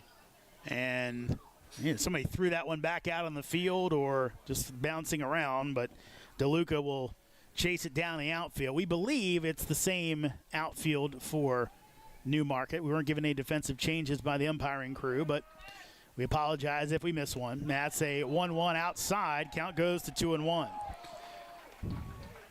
And McKenzie has been hot all day. He hasn't missed an at-bat yet so far. Knock on wood. I don't want to be the one to jinx it. But let's see what he can do. If he can keep a streak alive, if he can get on base, if he does anything here at at-bat. Because you have RJ Furcall, who's having one of his better days so far today. McKenzie with a pair of singles, a ground out to third base. Here's the 2-1 pitch as McKenzie fouls it straight back. Jacob scored in the 7th inning. As the Cannons got within one, they've yet to get any closer as the Rebels holding on to that 1-run lead. Williams, here comes his 2-2, and that'll be flared out into center field. It's going to drop in, and it's going to be extra bases as it gets past Walsh. McKenzie picking up third base coach Rich Fuller as he will stay at second base. As Walsh went for the dive, and it ends up backfiring on Newmarket as it is a leadoff double for Jacob McKenzie here in the bottom of the 9th. Sponsored by the world famous Double Down Wings from the Purcellville Pub, and now batting for your game. An absolute heater of a ball, struck perfectly, sharply into the outfield. Looks like the bat may have broken when he hit it. And that might be why the center fielder had a little trouble reading it. So here comes RJ Furcall. Furcall with a pair of singles today. Shows bunt. And now the Rebels right down his throat as he pulls back and takes strike one. Throw down to second base as McKenzie almost pulled the Willie Mays Hayes and barely got back in. So it will be a strike. And again, Turner, the first baseman, literally they could smell what RJ had for lunch. He was that close in. Trying to sacrifice him over to third base. Here comes the 0-1, long hold. Here's the pitch. Furcall takes one in the dirt. So count goes even at 1-1. Jacob McKenzie staying patient at second base. I like to see it. I don't want to risk, getting out there at second or third, trying to steal or trying to be fancy.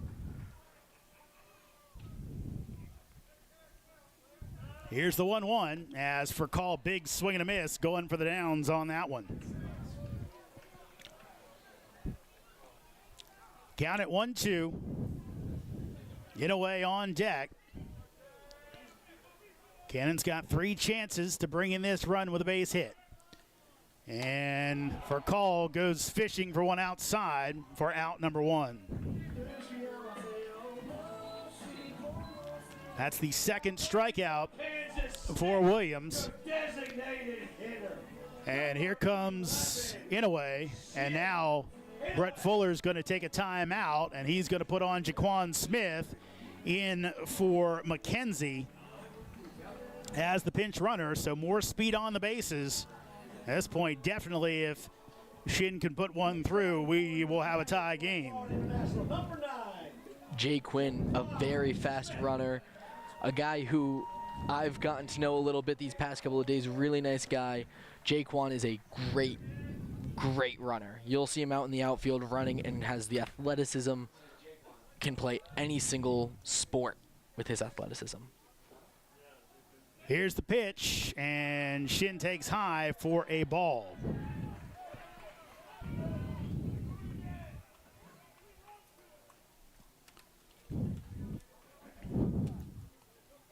Here comes the 1-0 from Williams. Smith dancing off second base. Here's the pitch, and big swing and a miss as Shin was trying to end that one, this game, with one swing of the bat.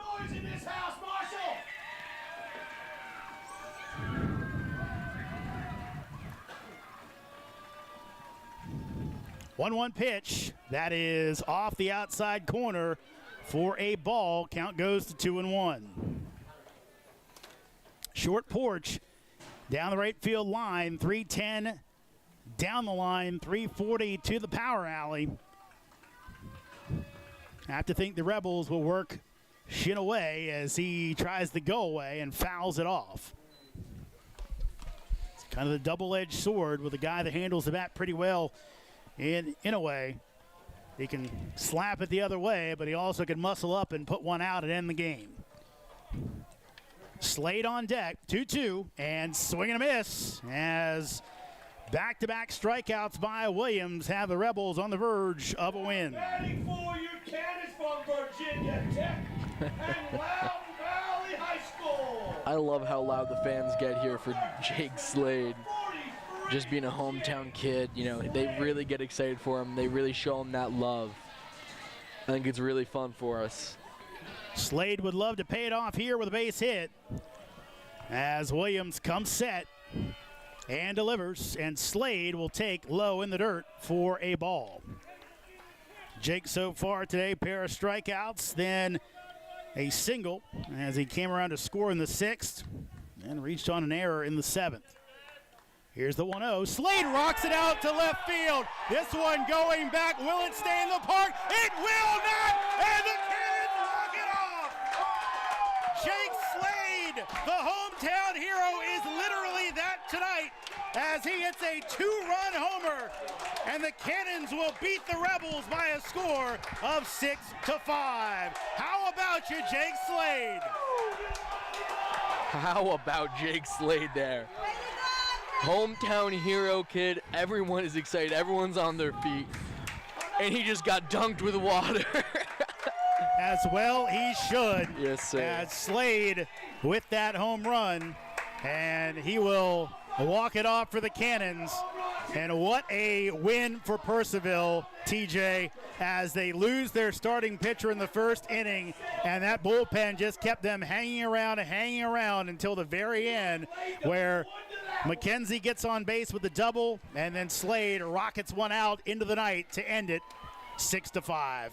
Once again, your final here at Fireman. And just an amazing hit there. Jake Slade really paid off what the fans were just saying. What I was just saying, I said the fans treat him well. Wondering if he would treat them well back, and he does. Another beautiful, beautiful hit from Jake Slade at bat. So Slade wins it for the Cannons, who with 6 runs, 12 hits, and 2 errors. Rebels 5 runs, 10 hits, no errors. Your winning pitcher again for the Cannons. Very much the situation we got on opening night as Bauer Burkhart comes on, pitches, gets him out of the jam of the 9th, and the Cannons win it in the bottom of the inning. Your losing pitcher will be Jake Henry Williams, who had a nice night at the plate and at the mound for most of it, but he gives up the home run, the 2 hits late, the double by McKenzie, and then the 2-run walk-off homer by Jake Slade as the Cannons win it 6-5. For my partner, TJ D'Onofrio, I'm Jeremy Huber saying so long from Fireman's Field. Cannons win, Cannons win, Cannons take over first place in the Valley League North as they beat Newmarket 6-5.